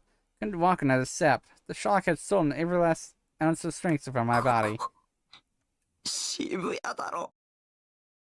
There was no one to my left, no to my right, in front of me, behind me. There was no one anywhere, even though 7 p.m. on Saturday night was when Shibuya should have been most crowded. What was going on? This wasn't happening. This couldn't be happening. I closed my eyes and cradled my head. This was a dream, an illusion. This couldn't be reality. Yes, it was true that I wanted to live a quiet and peaceful life all by myself. I didn't want anyone to interfere with me. I didn't want to get involved in anything. But that didn't mean I wanted to live in a world where no one existed. Where no one else existed. Who would pay for my living expenses? What do you mean? If no one else existed, who would make... Oh, true. Who would make box lunches for me to eat? If no one else existed, who would play USO with me? No one else existed. A sound. I'd heard a sound. It hadn't come from me. It had been from someone else. Someone was here. Someone other than me was nearby. I felt like I had been saved. As I thought, it was just a coincidence. It only appeared like there was no one here. Just no one had disappeared. I wasn't the only one left in the world. I was so relieved that I almost started crying. I turned my gaze toward the sound. What? It was a boy in a wheelchair. A short distance away from me, though still in the middle of the intersection, he sat quietly in place. I couldn't quite figure out how old he was. If I had to guess from his size alone, I'd say it looked like he was in elementary school. He was wearing his hat so low that I couldn't see his expression very well. But... Who? Who?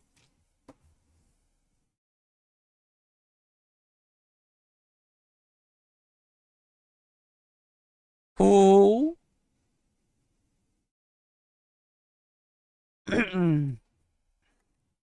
I could hear the boy's voice extremely clearly.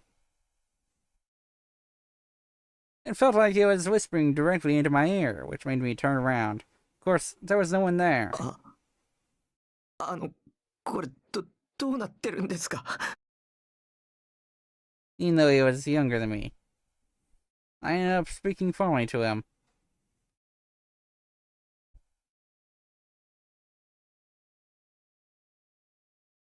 どうして誰もいないのか。君は理由を知ってますか？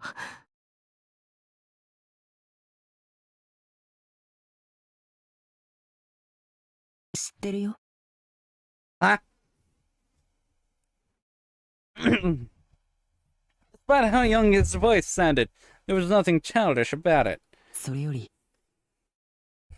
僕のメッセージは受け取ってくれた？ Huh? Message? What message? I had no idea what he was talking about. 誰だ？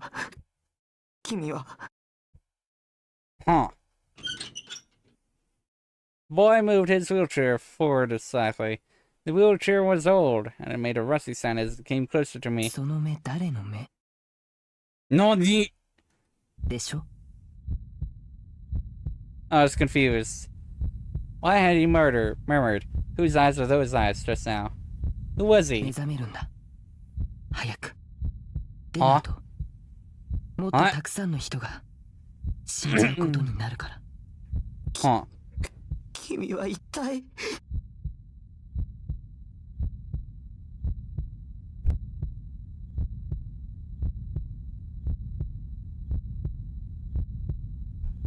I rubbed my eyes to wipe away my tears. And because of that, I was finally able to get a clear look at the boy's face. Ouch! The boy wasn't a boy. His skin was covered with wrinkles like an old man. Ouch! His cheeks were hollow. His eyes air sockets had sunken into an abnormal extent. His pupils were cloudy. He had no eyebrows. And his body was as small as a child's. 僕は将軍だよ。 Nani?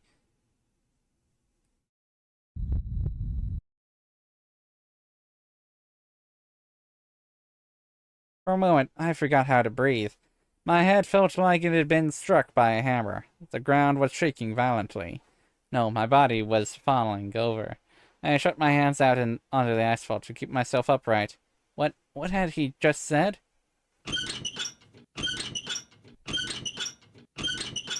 Shogun.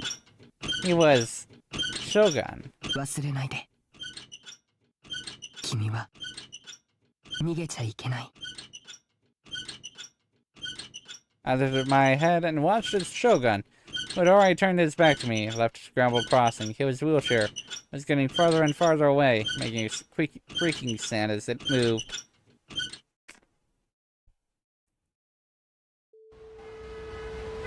The thought of chasing after him and pressing him for answers didn't even cross my mind.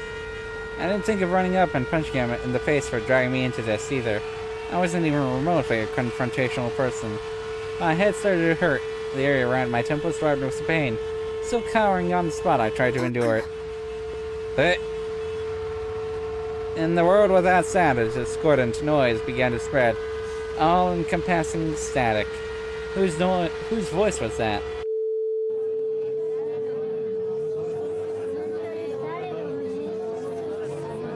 Don't look at me. What? What had previously been just a random, discordant mess of garbled static gradually turned into a real voice. Someone gently placed a hand on my shoulder. 邪魔なんだっつうの。何してんだろうね。 He's standing out. 若いもんはなんかのパフォーマンスじゃないの？タク。 While still trying to endure the pain of my headache, I looked up. Rimi, the demon girl, Rimi, was peering at my face as she stood over me. Eyes that were clear and full of life. Eyes that looked at me and only me. Again, this girl had appeared out of nowhere once again. 歩ける？歩いて。 She wrapped her hand under my arm, tried to make me stand up. I shrieked and shook her off. I came to my senses and looked around. I was still in the middle of the street. It wasn't deserted anymore. There were people around me in every direction, walking every which way without paying me any mind. Amy, with a face that looked like she was about to cry, reached out to me once more. 今は私の言うことを聞いて。夜だ。 When I screamed, the throbbing in my head transformed into an intense stabbing pain, and so I ignored it, screaming back on all fours to try and get away from Amy. Bro. お前だろ。お前が見せたんだ。お前の妄想だ。僕の心を支配して精神攻撃を。この悪魔め。お前なんて剣で殺してやる。 Fuck me. Can't just say that. ベースに帰れば僕には理想。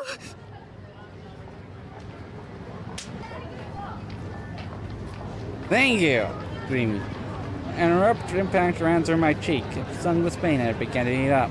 She slapped me. She's going to kill me once and for all. Scurrying back on all fours, I tried as hard as I could to escape with my life. But Remy quickly grabbed my hand. The strength I never thought a girl could have. She pulled me toward her.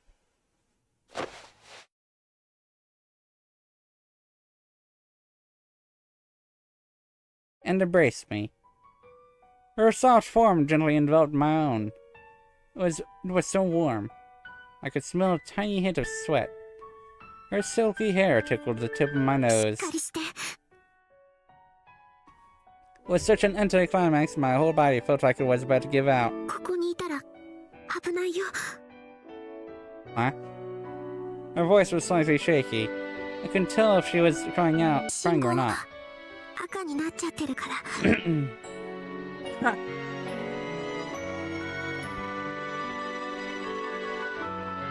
I was so confused. You're in the middle of the street, boy! Was she not going to kill me? How was she helping me? The hallucination from before, where all the people should be disappeared, wasn't something she forced me to see? When I felt such a kind and gentle warmth, when she'd embraced me so innocently, it shook everything I had believed up until that point. Could be that Sakihata Rimi wasn't actually a demon at all? Wasn't foolish to believe that? What if this was just a cunning way to deceive me? Regardless, one thing was for sure. With Rimi hugging me, I felt an incredible sense of relief. I had no idea what to call such a strange sensation. Upon letting go of me, Rimi put my face between her hands and stared at me once again. Her eyes were slightly red.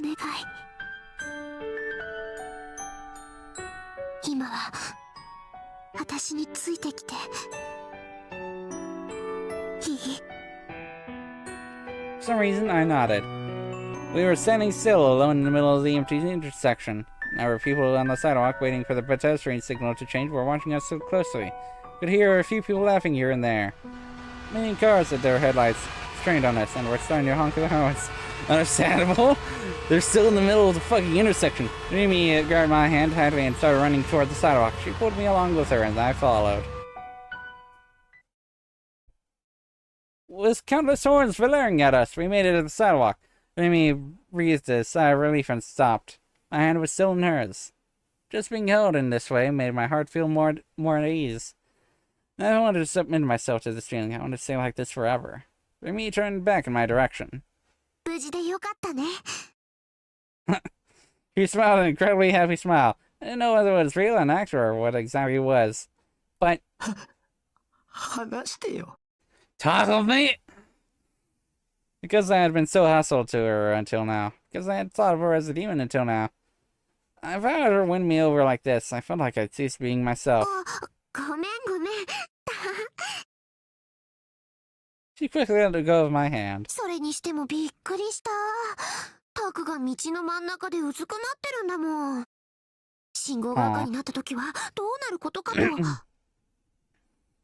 I turned my back to Remy as she started talking cheerfully. I walked off, pushing my way through the crowd of people.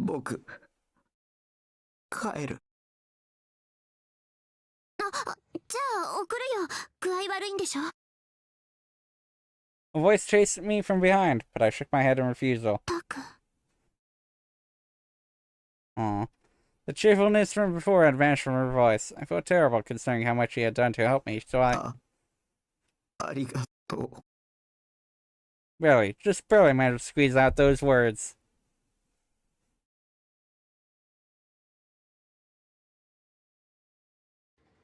Soon, not chapter 4. To think that the 3 investigative divisions would actually be merged into one. Huh? It was actually done? Staring at the detectives gathered in the Shibuya Police Department's conference room, Ban Yasuji thought that to himself. The Nokashira Line Shibuya Station public bathroom homicide case. Or as the media called it to amuse themselves, the vampire case, had caused an increasingly serious drop in manpower. When 3 brutal murders occurred within the same jurisdiction with the same period of time, the possibility of a single perpetrator became more and more evident. A suggestion had been raised that the Cornelius-style mass suicide case be handled by the juvenile division, since the media had been treating it as part of New Gen. There was the possibility that if the police treated the case differently, they would be subjected to criticism. Therefore, it was only natural that the central office had chosen the only remaining option, to merge the several investigation headquarters. With this integration now in place, the group was reviewing the series of New Gen cases one by one.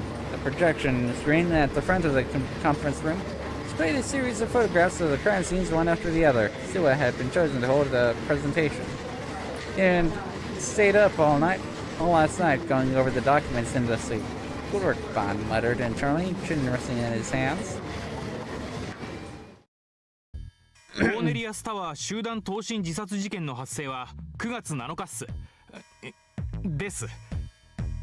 ニュージェネとマスコミが故障している4つの事件の中では一番最初に発生してます。午後11時半ごろ、渋谷コーネリアスタワー屋上のヘリポートから男女5人が転落、全員死亡しました。5人は全員未成年の高校生、男が3人、女が2人。ただし5人のうち男女1人ずつだけが同じ学校なだけで、それ以外の3人はいずれも別の学校でした。5人それぞれの爪の間にわずかな肉片が残っており、手のひらに引っかき傷があったことが司法解剖で判明しました。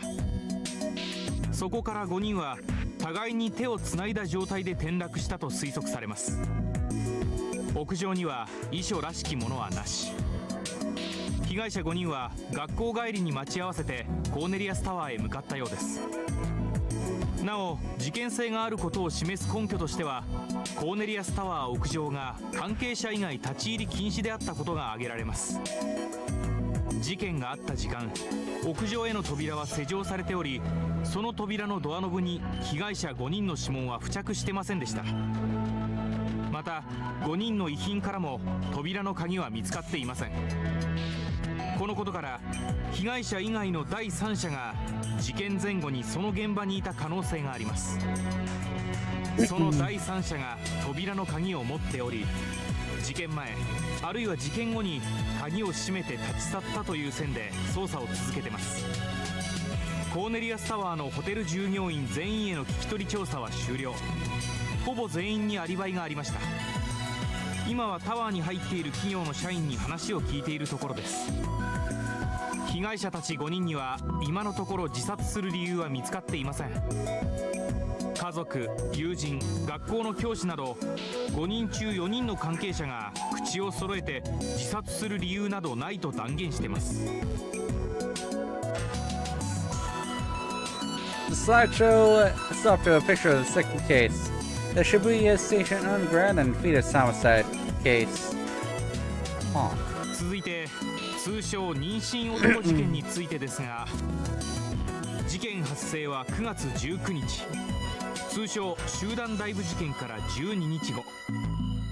第一発見者は現場近くのカラオケ店店員、遺体発見は午前5時前後。被害者は渋谷区在住の大学3年生、近衛千鶴夫21歳。発見された時にはすでに死亡してました。死亡推定時刻は遺体発見の約4時間前、19日の午前1時頃です。遺体は腹部が不自然に大きく膨れ上がっており、中から胎児が発見されました。司法解剖の結果、被害者は生きたまま腹部を何者かに切開され、胃の中に胎児を入れられたようです。胎児はすでにその時点で亡くなっていたと思われます。被害者が死亡したのは腹部を縫合された後、縫合した部分をかきむしったり、縫合糸を一部引きちぎった形跡が見られました。胎児は妊娠8ヶ月ぐらいの状態で、母親の体から帝王切開で取り上げられたと考えられます。胎児の母親については今のところ見つかってません。その生死についても不明です。 DNA 鑑定の結果、胎児と被害者には血縁関係はありませんでした。ちなみに胎児の血液型は B 型、被害者の血液型は A 型です。Sua took a breath. He seemed exhausted from all his talking. Weak! Weak! Furthermore, he must have been awfully nervous giving a presentation in front of so many senior detectives. In fact, this is the most I've actually been able to talk without my voice getting overly hoarse, you know? 次に第3の事件、丸山町貼り付け殺人事件です。 After a short delay, the next slide displayed a photo of the crime scene. There he 現 is. 場写真です。 Wait a minute. Hold up. Isn't that too few, stakes? 事件発生は9月29日。被害者は太田久志56歳、都東大学教授。 It's definitely too few 者は stakes. 現場のすぐ近くのアパートに住む男性。被害者の死因は絞殺でした。殺害された後で10本程度の釘を使って貼り付けにされていました。 Hold 見 up. ての通り、遺体には外傷はほとんどありません。釘についても Huh. 貼り付けは一部肉体を貫通しているものもありましたが、基本的には衣服を通して貼り付けられている状態です。 There's something wrong here. Hold up. Hold up. Here's a. Oh, what the fuck? マスコミでは貼り付け、血の惨劇などと謳われてますが、出血は全くなし。 Huh. 釘はドイツのクロイツナーゲル社が販売している特徴的な長い十字架のような杭です。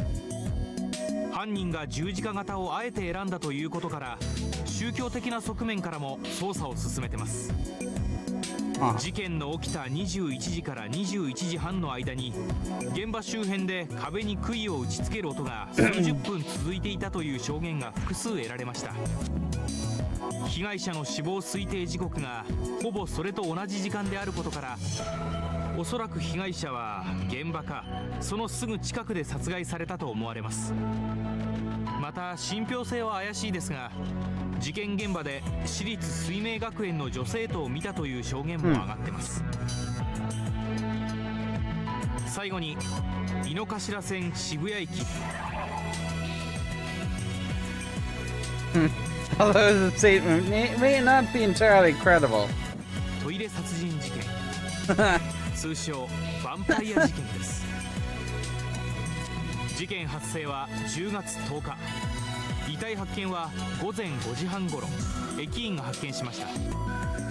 被害者の身元は今のところ不明。身元を示すような遺留品は一切ありませんでした。死亡推定時刻は前日の午前10時から午後6時の間。遺体の血液は全て抜かれており、まるでミイラのような状態で放置されていました。ご存知の通り、この写真が何者かによって撮影され、遺体発見より15分ほど前にインターネットのオークションに出品されており、 As he listened to Sua's explanation, Bon gave a light click to the tongue. It's like, death is what's in these days.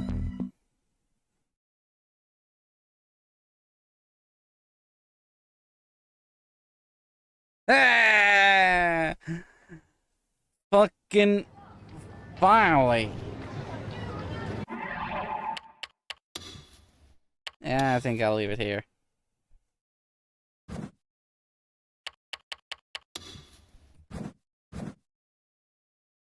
Alright. Alright. I shall be seeing y'all next time then. Goodbye.